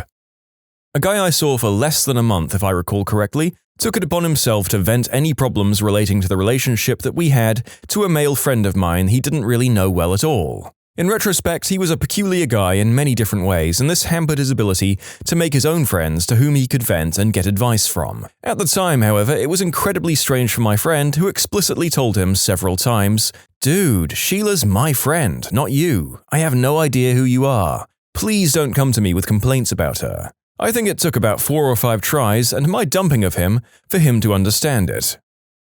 Some guy took my glasses, ran out of the restaurant with them, and I got a text like 15 minutes later of him taking a selfie in them at his place. He said if I wanted them back, I would have to come over to his place. Holy crap, what a butthole. Did he mention an alternative of, or the police could come and get them? I honestly really should have done that. This was while I was in the Marines. I met up with this girl from POF, all seemed well from our chats and texting, so we decided to meet up for a date in Palm Springs. Nothing out there yet. I get there to find out she has kids, which she has brought along but never told me about having kids whatsoever, and without missing a beat, she asks me right there to have a contract marriage. I spit my drink out ASAP while she tried to explain how it would benefit the both of us. I just looked at her with a stern look, told her to get her crap together, told her to lose my number, and walked the frick out. Hey baby, want some Tricare? She is the textbook definition of a dependent. She had previously told me how irresponsible her sister was. Her sister received a positive result for herpes. Sister thought it meant she was clean and didn't have it. I don't get the logic either. A few weeks later, we'd been seeing each other pretty casually and she mentions that her sister wanted to swap. Yeah, no thanks.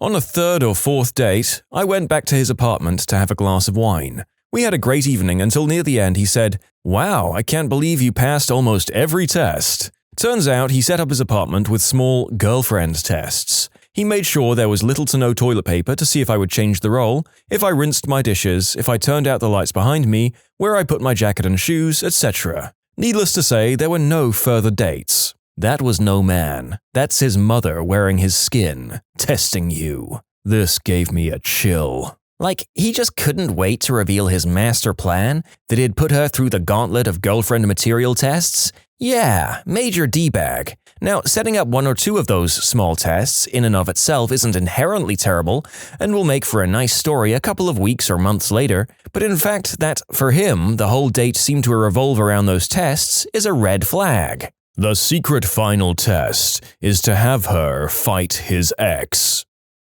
Not major, online match, meet for dinner. She tells me she's lactose intolerant, proceeds to order food with lots of dairy products. The restaurant was small and in an old house, so the bathroom was the single closet style that happened to be less than 10 feet from our table. Her food upset her, so she uses that, loudly, and leaves the door open after she's done. Yep. Still asks if we can go get ice cream afterwards. Ugh, that girl likes to party. I'd been dating this guy for about a month. I knew he was pretty freshly out of another relationship. We were having beers on a patio at a tap house nearby, and his phone rings and he answers it and proceeds to talk to who I realized was his ex. They were arguing and talking about their breakup, all while he was sitting at the table with me. After about an hour and a few beers later, a guy at the table next to me gave me a kind of nod to join his table. I did. We talked about what an idiot the other guy was being. We spent the next couple of hours chatting. D-bag left when his phone call was over, and my new friend and I ended up dating for a year, and we're still friends to this day. I've been on and off the dating app life for a couple of years now. I just got my first big boy job and moved to a new area. I matched with this cute girl who was a junior in a college nearby. We had a nice first date, got coffee and walked around. We set up plans to grab lunch that weekend. During lunch, we decided to go on an impromptu hike. I drove us to my house to grab some water, snacks, change clothes, and we had a nice hike. Everything was going pretty darn well. We texted and kept up throughout the week. That Friday, I was at a friend's house. We had a few drinks, so I didn't feel comfortable driving back home. He didn't have an Android charger and my phone was dying, so I sent a courtesy text to let her know I was going to be out of commission for a while. The next morning, I get home and charge in my phone. After a few seconds, I get a slew of text messages, around 50, all from her. It was a spiral into insanity. At first, she told me to have fun and have a good night. Then it went to, "Hey, are you free?" to, "Why aren't you talking to me?" And near the latter, she mentioned she drove to my house and didn't see my car. She accused me of sleeping around. Basically, any and every insecurity got projected onto me within a couple of hours, all while I was asleep. I called it off immediately. She probably had some deeper issues, and I hope she's gotten help or is happy. It was just the transition from a few nice dates to that night that made me really take a step back and go, what the actual frick? People who do this, think your complicated feelings through, condense them into a concise message, or sleep on it and leave it at that. You're only going to drive folks away with your walls of text. Case in point, my ex was kinda like this. She was totally normal until she had a lot of personal issues happen all at once, and just kind of lost her crap after about 2 to 3 years of normal dating. I can't have my phone on me at work a lot. Sometimes I'd turn it on at the end of the day and it would start with, "Hi, how are you?" and progress into, "Are you actually at work?" and, "Oh my god, you'd better not be with someone else, you fricking hussy." And she'd eventually work herself back to calm and be like, "I'm just so crazy sometimes, that's why you love me." Hint: this does not make someone love you. She did this about once a week along with other crazy crap like spying on all my texts and Facebook messages and harassing my female friends. I finally broke up with her when she refused to get any therapy. The last fight we had was her screaming at me about how dare I get my master's degree before her, and I clearly did it on purpose to make her feel worse about her life. To clarify, I did struggle to keep our relationship intact for almost 2 more years of full-on crazy psycho behavior, but there's only so much crap you can take before it starts affecting your own mental health as well. And also, for the record, it did make me realize that all these women I knew who were in terrible relationships that I was, like, she should just leave them. Yeah, now I realize it's not actually that easy when you love someone. Oh my god, I used to be like this. It's like relationship PTSD. It happens when you've gotten gaslighted or cheated on, or have a few other things happen to you that leave you with trust issues. I did a lot of therapy that only marginally helped. It got better only after I was in a stable relationship for a little while, where my partner provided strong boundaries like, "I understand where you're coming from, but here's what behavior I will accept and which ones I won't accept." Staying within that structure means now it's downgraded to minor freakouts and play wrestling when they won't tell me what they're laughing about on their phone. I said something the guy I was dating at the time didn't like, so to punish me, he punched himself 3 times in the jaw and knocked out a tooth. A year ago, I met up with a girl I met on a dating site. We went out for coffee and had a good talk about movies and video games. Then, everything got weird and she asked if she could read me some of her poetry about her ex-boyfriend cheating on her. She proceeded to sob in public in the middle of the poem and wouldn't stop until she was finished with her very long poem, despite being a blubbering, sniffling mess. There was no second date. Her next date heard her poems about her date with the guy who didn't like poetry. Her date after that was easier because she could just reuse the poems from the previous date. On 2 separate occasions, I've gone home with a guy after a perfectly lovely first date to find an array of adult bedroom toys laid out on the bed, ready for use. Don't get me wrong, I'm generally down, but you can't just spring that on someone, guys. There has to be a discussion before you bring out a leather hood and a Flogotron 3000. In both cases, there was no second date.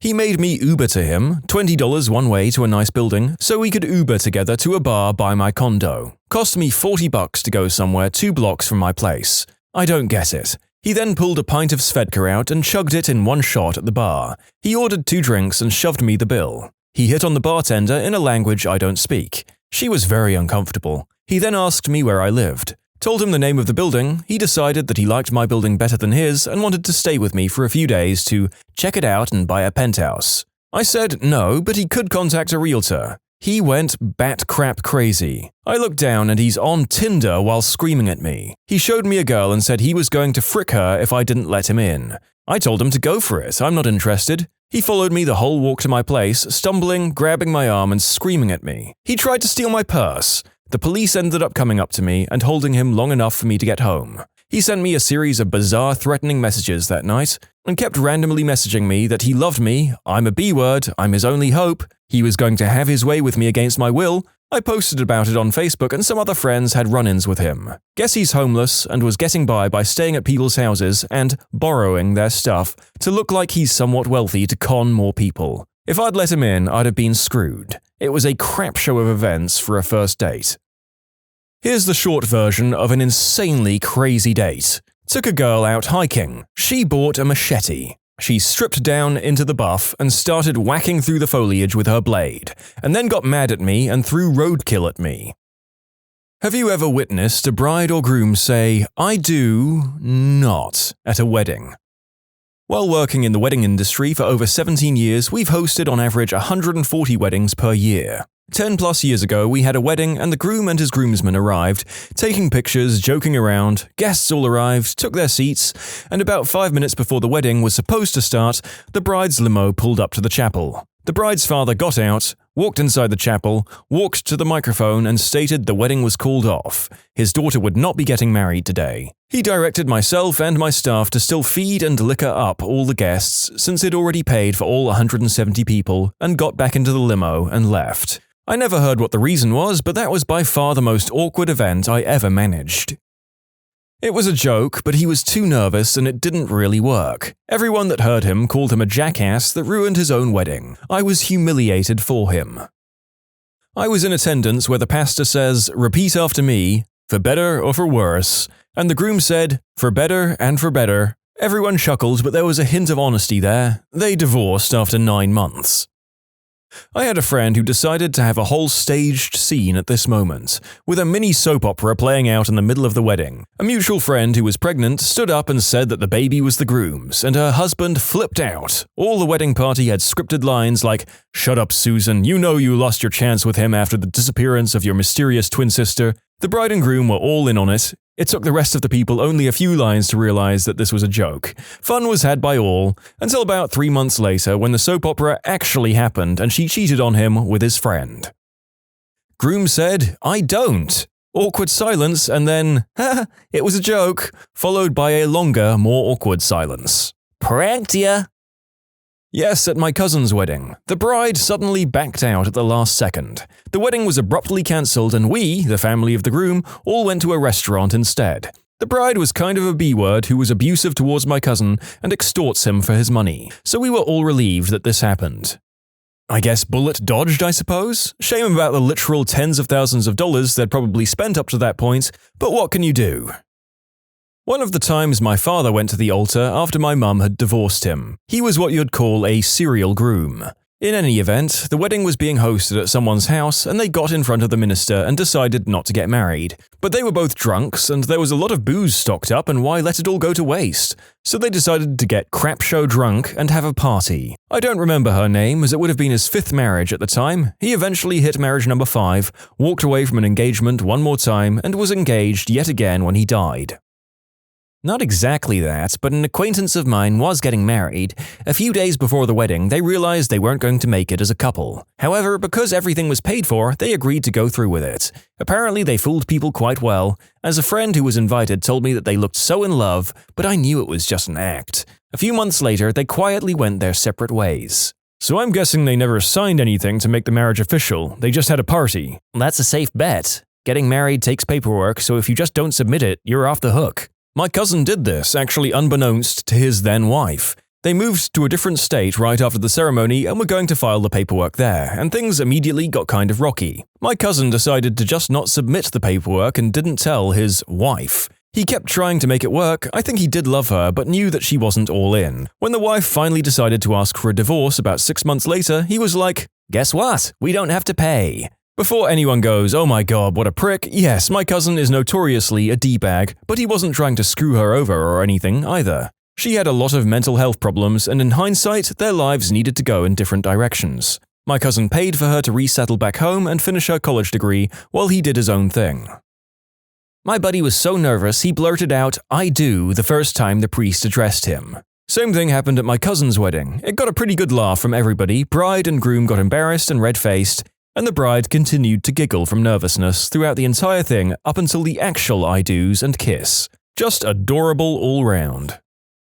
Saw a guy who was too drunk to even say "I do." Amazingly, they went through with it. Split up 6 months later. Turns out he'd cheated on the bride the night before. Stay classy. There's no better way to celebrate the most important day of your relationship than by getting so drunk you don't remember any of it. I was at a wedding where the bride didn't turn up. Was horribly awkward whilst the groom just refused to agree that she wasn't coming. We all sat there for over an hour waiting. We were taken through for drinks, and the groom and main members of the wedding party disappeared. Apologies were made by the staff, dinner was served for anyone who'd stuck around, and then we all went home. Bride had freaked out. Apparently she did still want to get married, but the groom refused to go through it all again. They're still together though. Yeah, the pastor got the bride's name wrong. The groom was like, "I do not." All was well though, everyone got a pretty good laugh out of it. Highlight of the entire ceremony. I know a wedding manager and he only witnessed it once, but the groom meant it as a joke. He had some sort of bet going. The bride got mad and ran out of church. I just picture this annoying 90s groom, "I do not," then grinning and looking around for approval. It's pretty much Ace Ventura doing this in my mind. "Dude, it was a joke, come back!" Here in the Netherlands, if you say no, or maybe, or anything else that's not clearly an affirmation, even if it's clearly meant as a joke, the wedding is off, and the person leading the ceremony is legally obligated to leave the premise to make sure the wedding cannot be legally completed. This is to prevent forced marriages. All the bride or the groom has to do to make sure they're not getting married is to say no briefly. Nobody can force the marriage to continue after that. So in the Netherlands, the guy would have ruined the entire day and thus deserved all of the crap the bride could give him.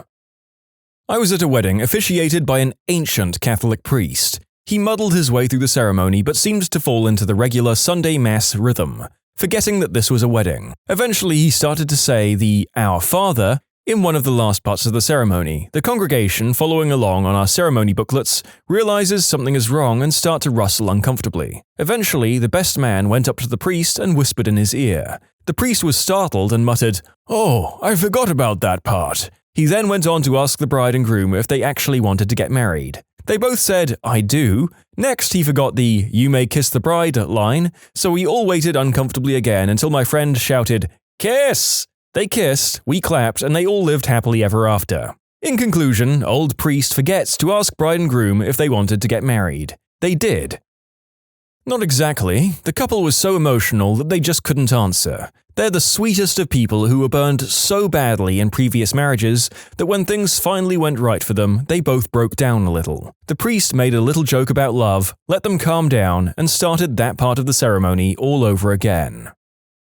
I know it's not exactly a "I do not," but when my parents got married and the priest said, "You may now kiss the bride," my dad said, "Do I have to?" At my wedding, when the pastor was done talking, he was like, Steve, you can go ahead. Give her a kiss." It sounded freaking stupid, and I felt robbed that I didn't get the usual "You may kiss the bride" line. One of my friends is so uncomfortable with public affection that she and her husband high-fived instead of kissing.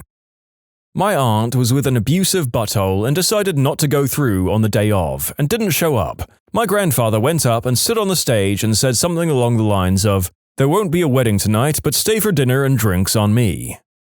Maybe that contributed to a 100% more jovial atmosphere at the reception, if the woman was that unpleasant to be around. Hope the groom was okay though.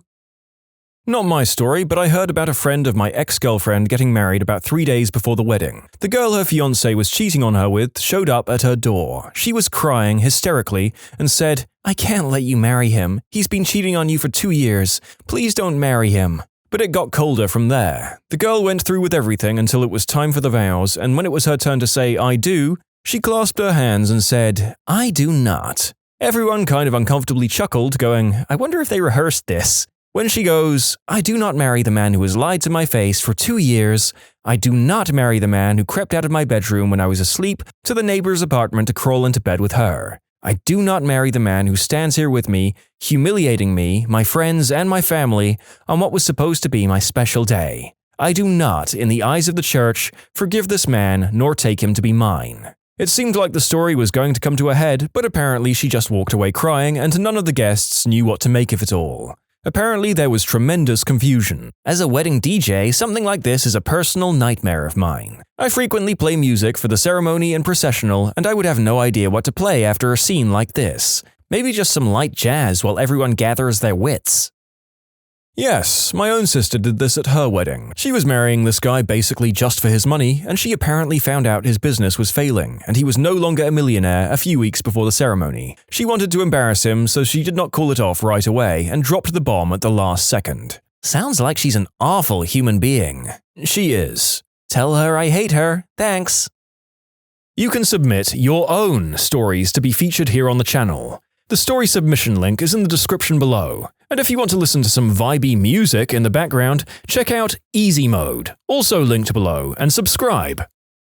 Not even close to the same, but at my wedding I spaced out while the officiant was talking. When it got time for "I do," I was just staring blankly out the window. My now wife got my attention, and I had to ask what was going on. I said, "I do. We didn't practice that part, sorry." This is adorable. My best friend got married recently, and the groom was staring out the window while the officiant was talking, and suddenly made a really shocked and scared face, and started to look panicked, and clearly wasn't listening. I was really concerned, but the rest of the ceremony went fine, and it turns out he realized in that moment he had forgotten a piece of the paper he needed during the ceremony. From this, we can discover grooms, and men in relationships generally, could benefit from discreetly well-placed teleprompters. Now there is a business model. I've been at a wedding where the bride basically said, "No, I don't submit to my husband." They had to ask the officiant not to use any of that language when exchanging vows. He obviously didn't listen, and she just crossed her arms and said, "No, I do not," when that part of the vows came about. They still got married, and as far as I know, they live happily together. That whole wedding weekend was a circus from beginning to end. I knew a guy here in Pittsburgh whose bride just didn't show up. He decided to go around and invite some local homeless folks to feed them with the catering he'd paid for. He's a fairly wealthy dude, so I'm sure the food was no fire hall special either. Crappy thing, but a hell of a guy. Never, but my sister did mess up her lines. She got so nervous it took 10 minutes. The do comes after I. The confusion is understandable.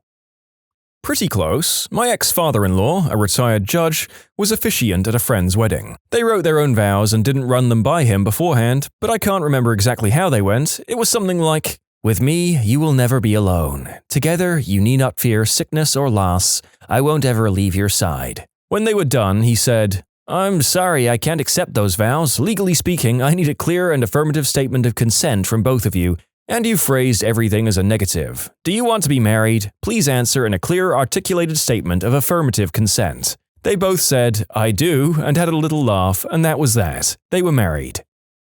Not me, but an old high school friend who was cheating before her wedding was getting married and lightning hit the steeple right after they said their vows. Falling rock damaged some cars parked on the street next to the church. They lasted about a year. I kept a piece of the steeple for a long time and then tossed it a few years later when I realized it was probably bad luck. I want to believe the piece of steeple had a purpose. It washed up on a beach somewhere where another troubled couple were honeymooning, became a murder weapon, went on its way to many great home-wrecking adventures, but only the doomed ones. I would binge-watch that series. Yes, but it was purely a mistake. But before the bride could process what she had said, the man passed out and hit his head on a church pew, splitting it wide open. The wedding was stopped and his head was sewn up after it was revealed that the bride indeed made a mistake. Needless to say, the groom was on pain meds and hitting the alcohol did not help. It was all a big laugh afterwards, same couple still married. 15 to 20 years now. When I was getting married, the officiant, clerk at the courthouse, an older gentleman who had been in the business long enough to marry my parents, asked me if I would take my wife to be my wife. After I said I do, he then turned to her and asked, "And do you take John to be your wife?" To which she smiled, not skipping a beat, and said, "I take him to be my husband, yes." There was a pause where the clerk looked at her funny and then he covered his face. "I said wife, didn't I?" There was a nice round of laughter for us and our immediate family and friends, followed by his sincerest apologies. I'm constantly reminded I'm the most handsome wife in the world. This isn't an I do not situation, but at my wedding, my officiant, embarrassingly, confused me by asking questions like, "Will you take care of your wife forever? Will you hold her dear? Will you support her?" Typical wedding questions? So I looked at my wife and said, "I will." I immediately realized my mistake and stammered out, "I do." I felt like an idiot, but hey, my wife gave me her right hand instead of her left for the wedding ring, so it all balanced out. I don't know if this was horrifically awkward from an audience perspective or a wedding full of cute rom-com-esque mistakes. I think it could have seemed either way. I seriously felt like saying it, but I didn't have the cojones. Fights started in the honeymoon and marriage lasted 1.3 years. If you feel like saying it on your wedding day, do it. It's so much easier than navigating a divorce. No, but almost. I made a Princess Bride reference when we were sitting down with our officiant for the first time. We chuckled and he never mentioned it again. Until the wedding day, he did the whole bit. "Marriage is what brings us together today," and so on. The whole speech. My family was cracking up, but neither she nor her family have ever seen the movie. Honestly, I thought I was going to go to bed drunk and single that night. My now husband started fidgeting during the sermonettes leading up to the exchanging of the vows. The minister asked if we were ready to exchange them, and he said, "Not yet." They didn't capture my reaction, nor did they get my daughters holding back my, in full dress blues, marine son. He leaned towards the minister and said he forgot the rings in the car. His son, who was taping the wedding, ran out and got them. My father-in-law yelled out, "He didn't get that from me." Afterwards, the minister and the wedding planner said that it had never happened before. Neither one asked my husband beforehand because he seemed so calm. Not at the wedding, but at the rehearsal dinner the night before. Bride and groom's mother got into a fight out in the front of the restaurant. The groom said, "I'm not marrying you until you apologize to my family and promise you'll fix this." The bride refused, groom called off the marriage. Bride decided to still have the reception and slept with the groom's roommate. Come to find out later she was only marrying him for his parents' money. Safe to say the groom dodged a bullet. This comes from a fellow I know who photographed weddings. The groom, at the reception after the wedding ceremony, giving his groom's speech to a packed reception hall, thanks the best man for sleeping with his wife the night before and walks out.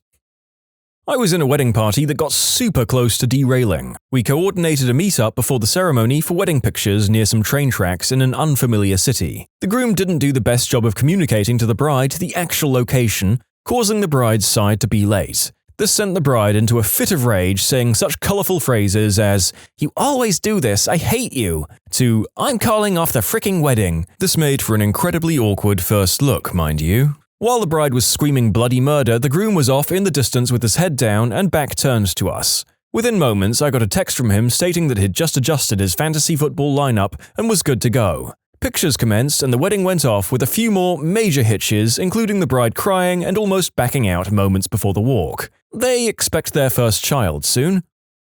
I did see a couple signing marriage papers at the municipal building in my county, and then he decided after she signed that he wasn't really interested in being married. They talked it out, he got water dumped on him, and we all got a show. No, but I've seen someone object when the priest asked, did anyone have a reason as to why the marriage shouldn't go forth, and it was my drunk, troublemaking cousin who professed her love for the groom. She got thrown out. "I hope you were related to the bride." Not at the ceremony, but after the rehearsal dinner the night before, the bride saw the groom dancing with all her bridesmaids at the bar. Seemed like normal fun drunk stuff, but she flipped out and made a giant scene. Ended up sitting in the back seat of my car, my wife was in the wedding, bawling and refusing to talk to the groom. After like 30 seconds of people trying to talk sense into her, she told us to take her to her parents' house. We get there, take her inside, and leave. The next morning we find out the wedding is off. Apparently, the groom came over and she yelled at him, said she didn't love him, didn't want to go through with the wedding. The groom finally said, "Okay, fine." Then she turned it into, "He called off the wedding," and became the victim.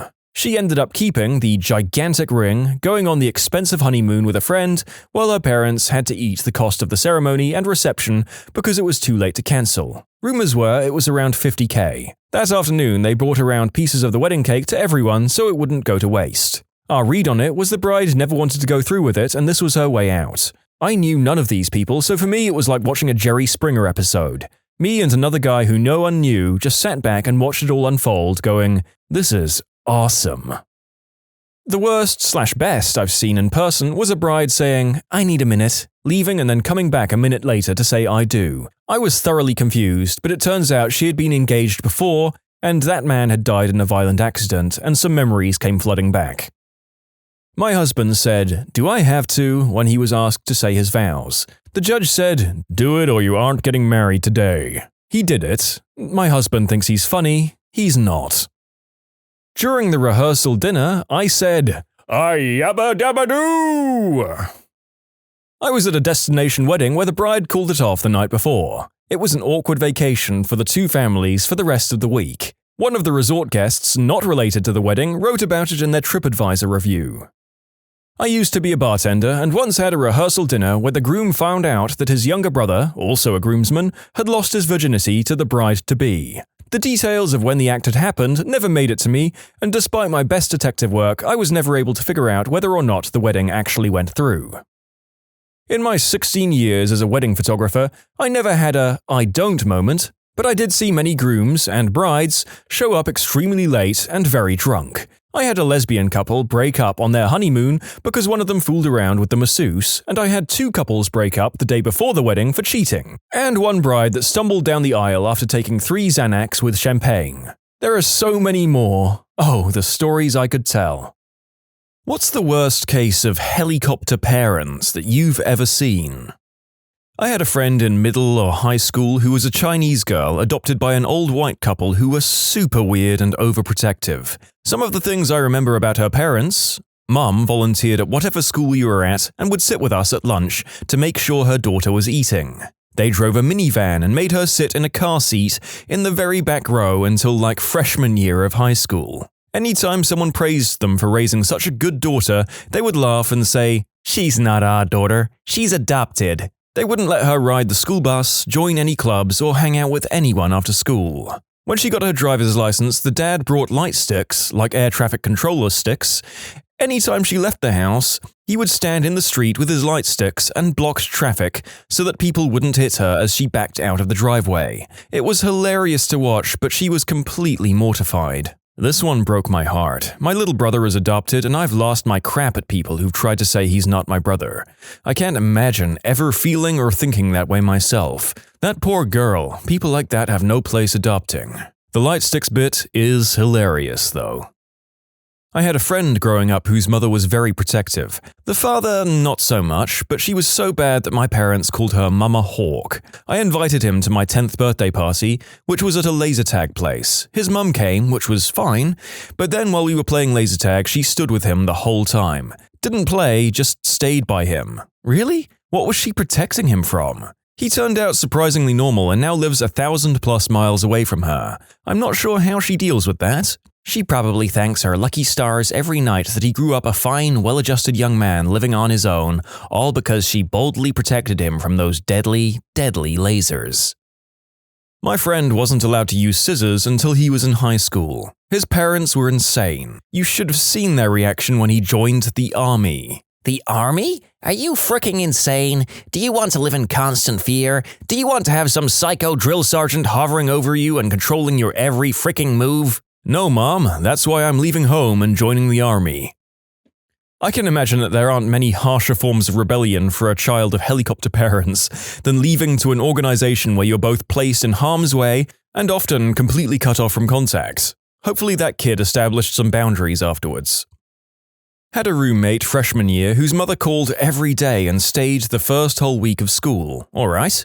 She would also randomly fly up to stay a week or two in the same bed with her daughter, accompanying her to all classes, meals, and social gatherings. The mum was afraid her daughter would not be pre-med anymore and would do anything to make sure she didn't change majors.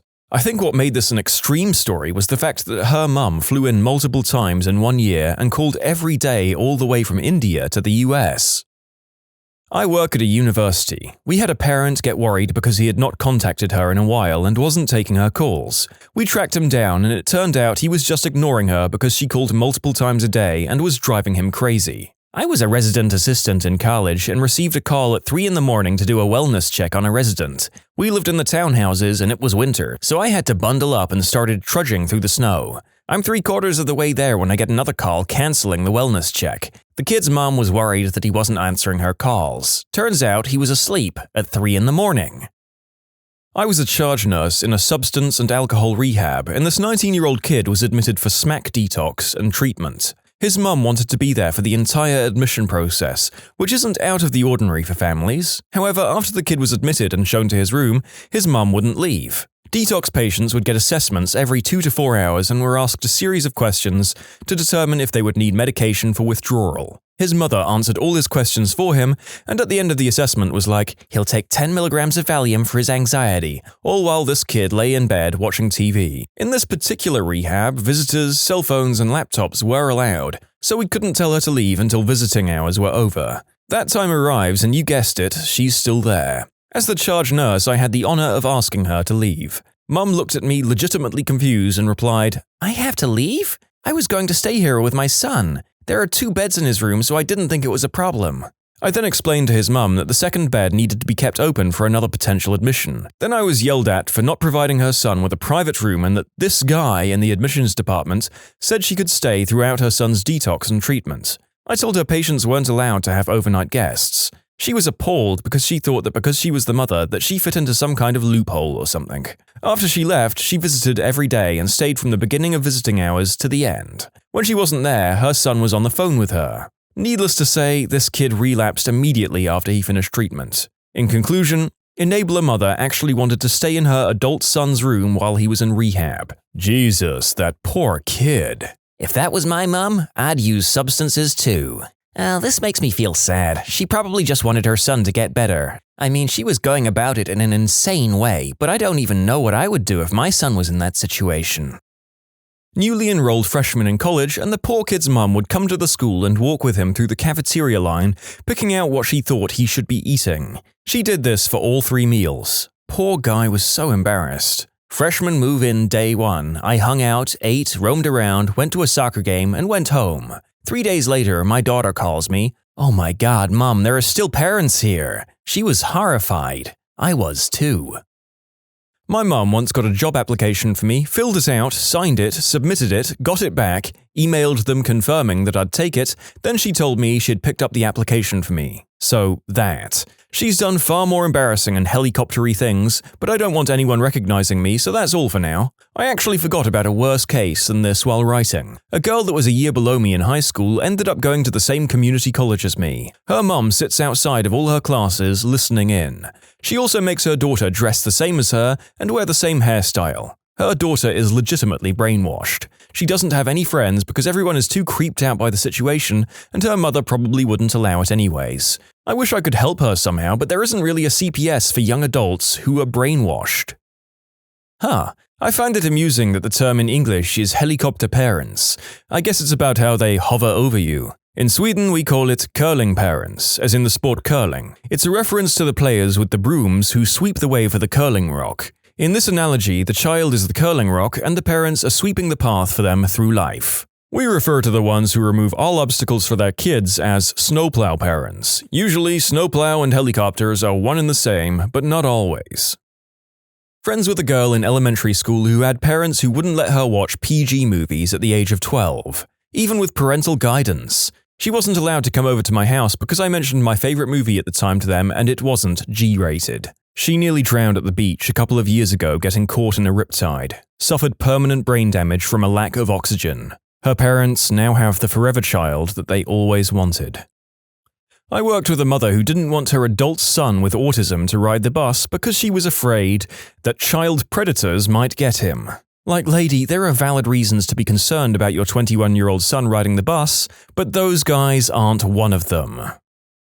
I had a father question everything about my lesson planning and teaching methods during a parent-teacher meeting. I was well prepared and I fielded his questions very well. After asking probably 50 questions, he looks around the classroom with a big smirk and says, "Sorry to ask so many questions. I'm what you call a helicopter parent." In response, I told him I was more than happy to give him weekly updates about his son, as well as spending my office hours to sit down with him to help further. His response? "Oh, I'm much too busy for that." Worst helicopter parent ever. I had a father who worked as an administrator at another school who would constantly send me emails questioning my teaching methods. His son was in my class. He was friends with my evaluating principal, so I was concerned that my job might be at risk and started responding with, "I'm not comfortable discussing this via email, but I would be happy to meet with you." Of course, he was always too busy to meet with me in person. Shortly after this, he accompanied me on a field trip, but said nothing about his concerns and didn't speak to me at all. He was on his cell phone the whole trip. The next year, he was arrested for inappropriate behavior with young teenage boys, and my evaluating principal had resigned. Yuck. I don't think this is in the same category as the other parent copters, but I should have figured that there would be at least one whose absurdity transgressed the line into straight-up creepiness. Probably an acquaintance of mine. This guy, quote, knows that his son is going to be a great NFL quarterback. The kid turned 10 recently and is a decent player, but his father has him work with different trainers and spend hours each day practicing. He takes vitamins, has a special diet, and isn't allowed to play other sports because his dad wants him to focus completely on football and doesn't want him to risk an injury playing another sport that would sideline him for football. He can't have sleepovers or do any normal kid things. I know for a fact that the kid has told his parent that he doesn't want to play anymore, but the dad doesn't care. He says that as a parent, he has to do what is best for his kid. My sons play sports too, and they don't always want to go to practice, so I understand making them stick with something they signed up for. My kids know that they have to finish out a season, but I'm perfectly fine if they don't want to sign up for the next one. I just don't understand why someone would continue to sign their kid up for something they clearly don't want to do. It's a situation that I can't see ending well, honestly. Living vicariously through your children, especially to this degree, is one of the most harmful things you can do to them. I hope this kid manages to break free. I really do. You can submit your own stories to be featured here on the channel. The story submission link is in the description below. And if you want to listen to some vibey music in the background, check out easymode, also linked below, and subscribe. When I was a troop commander in the army, I had a kid who came up hot for white snow in the pea in a cup test, and then a week later was arrested by the local police department task force for being an enforcer in a local civilian military substance ring. They charged him and remanded him back to the army custody, where I immediately started the paperwork to chapter him out and let the civilian justice system take its course. The guy was 23, I think. His mum called me several times to tell me that Chris has never been in any real trouble before and he's such a sweet kid. Anytime anything happened in high school, I helped him work it out. I need to come up and talk with you and get this sorted out. I was dumbfounded. The guy was 23 years old, in the army, and his mum thinks she can come in and work it out with me. I was polite for the first call, but by the second or third phone call, I'd had enough. I told her, again, not to bother coming up to the installation, that her son wasn't a sweet kid, or else he wouldn't have beaten some guy up for not paying money he owed to a local dealer, and that the whole reason he was in this mess in the first place was because his mum had never let him be accountable for his actions. I told her that he was under my authority now, and I had no time or patience for someone who didn't take their obligation to the army, the country, or their buddies seriously enough to keep themselves out of trouble long enough to make our upcoming deployment to Iraq. When she complained that getting a dishonorable discharge would ruin his life, I informed her that fortunately I didn't have the time to waste giving him a dishonorable discharge, so he would be okay on that score. Other than honorable is what he wound up with, but the city of Harker Heights and the state of Texas might have more time than I did, so that was where she ought to focus her effort. She said I was being unfair and called my boss, which was fine by me. It blew my mind that a woman with a fully grown adult son in the army would think it was appropriate or healthy to call and talk to her son's commander about his multiple counts of misconduct and general failure to be an adult. But that, of course, is why he failed at being an adult in the first place. Teacher here. A friend of mine had a mum who came to lunch every day with her kid from kindergarten to, last I checked, 2nd grade. A little much, but the kicker is she used to spoon-feed him. This child had no issues, was completely capable of feeding himself, but she insisted on feeding him so she could monitor what he ate. A mother at a university parents' session explained how her son enjoyed reading before bed and would occasionally leave his light on. Being the considerate mother that she was, she didn't want to call to make sure he had turned his lights out, since that might wake him. She wanted to know if there was someone at the university that could check up on him every night. I love this. A lot of the others are over-the-top, blatant crazy, while this one is so wholesome and innocent, but also just so fricking unreasonable. It was me. I was 22 and had moved back from home a few months after my divorce, so I could save up enough money for an apartment. No credit, so it was $1,500 to move in. I went to visit an old friend 45 minutes away. She didn't use cell phones, so I told my mum I wouldn't be checking mine out of courtesy. But I would text when I got there and when I left. I got there, texted, and put my phone on silent. After a few hours, I got a bad feeling and checked my phone. My mum had checked the Find My Friends app, and it said I was in a drainage ditch. Funnily enough, it was right next to the restaurant we were eating at, because that app isn't always accurate, and said if I didn't call her, she'd call the police. I called her, and she had to hang up with the police to answer my call, because her adult daughter didn't answer the phone for a few hours after I'd warned her that I wouldn't. Had a really rich friend of a friend whose dad once picked him up in a helicopter. I run a huge book rental department for a good-sized university, 15,000 students. It's a beautiful program, 95% of our students' books are covered by one $85 fee. Anyway, I've seen some crazy stuff with parents. Honestly, there isn't enough space on Reddit for me to relay all the stories. My number one, however, is... It's move-in day, the worst day of the year, hundreds upon hundreds of students coming to get their books all at once. Most freshmen accompanied by their parents. This one lady marches up to the desk, pushing all other customers aside and dragging her mortified-looking son along by the hand. She then demands that I tell her how she get her son's books.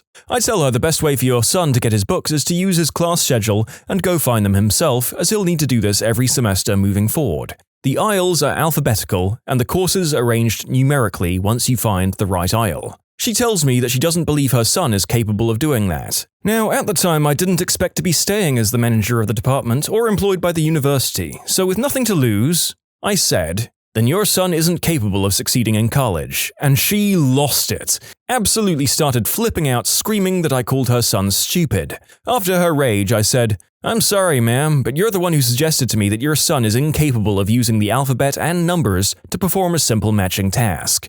I was just going off the information you provided." She stared at me. "In other words, I'm pretty sure that you're the one who just called your son stupid when you told me that he's incapable of accomplishing a kindergarten-level skill." She throws another fit and then smashes the schedule into the kid's hand. He looks like he wants to die. She points off toward the shelves and tells him that she will be here if he needs her. Then she turns and glares at me with a "we'll see" look. I wish her a nice day and go back into my office and continue to observe the chaos of move-in day. Kid found his books in 5 minutes and tried to sneak out without her noticing. Sadly, her hover skill was greater than his sneak. She spotted him headed out the door and ran after him screaming his name.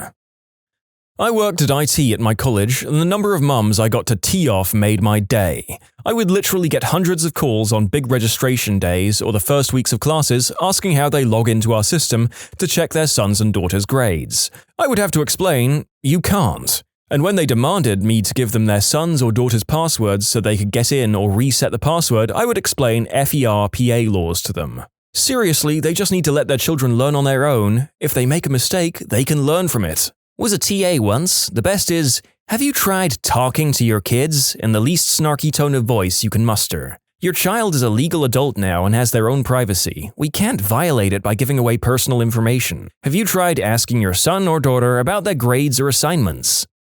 I mean, personally, I can't think that they would change their methods if they got as far as their children going to college without coming in on some sort of effective communication strategy, but you never know. Good on you, TA. Was in court waiting to see the judge. Another case is going on about this high school senior hitting a kid with his car on campus. His mum goes up with him and the judge started asking questions and the mum answered them.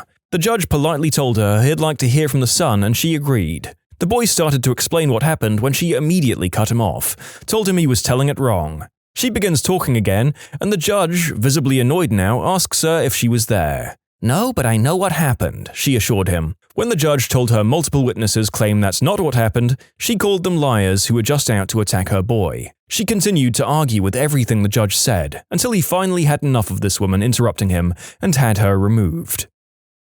Eventual friend in high school. His mother was there every day, all day. Was a private school, day student. She walked with him to class, rehearsal, music lessons, the fricking bathroom. Took the entire year to get her to stop. He ended up hiding from her. This kid was brilliant. Perfect SAT scores, accomplished musician, amazing actor. We gave him his first soda, gum, etc. Father was an ex-priest who screwed the organist. Mother was an ex-nun. Both were bat crap crazy. We were all so proud when he went to college 800 miles away. Then it went very bad. Originally, the story was that he took his own life, which made no sense. Everything was going his way. Had full scholarship, escaped his parents, and even more amazing, a beautiful girlfriend. He redefined awkward. His mother kept insisting it was murder, that the mafia had killed him, but nobody believed her in the slightest. Fast forward a few years and a few unrelated criminal investigations, and yeah, it was the Russian mob. Apparently his girlfriend's father took a strong dislike to him when he said something unforgivable.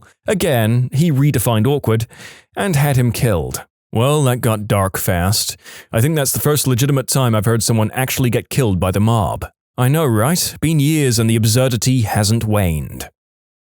I had a mother start emailing me 10 minutes after her son left a job interview with me, then start calling for 3 days straight along with 5 or so emails a day, talking up her son and how perfect he was, and this job is a perfect fit and she would make sure he'd be there every day. Then she starts with the rules I would have to follow, such as he can't stay more than 5 minutes after 6 because she has to make dinner, and since she'd be driving him to and from every day, he mustn't be late. Then she starts asking if I could direct deposit his checks into her account so she can help him manage his money, etc. All this was going on without an inkling that I would offer him the job. She was just making these demands for him up front because this job would have to work around her schedule. Needless to say, I didn't hire him. He was a good fit too, but not with that baggage.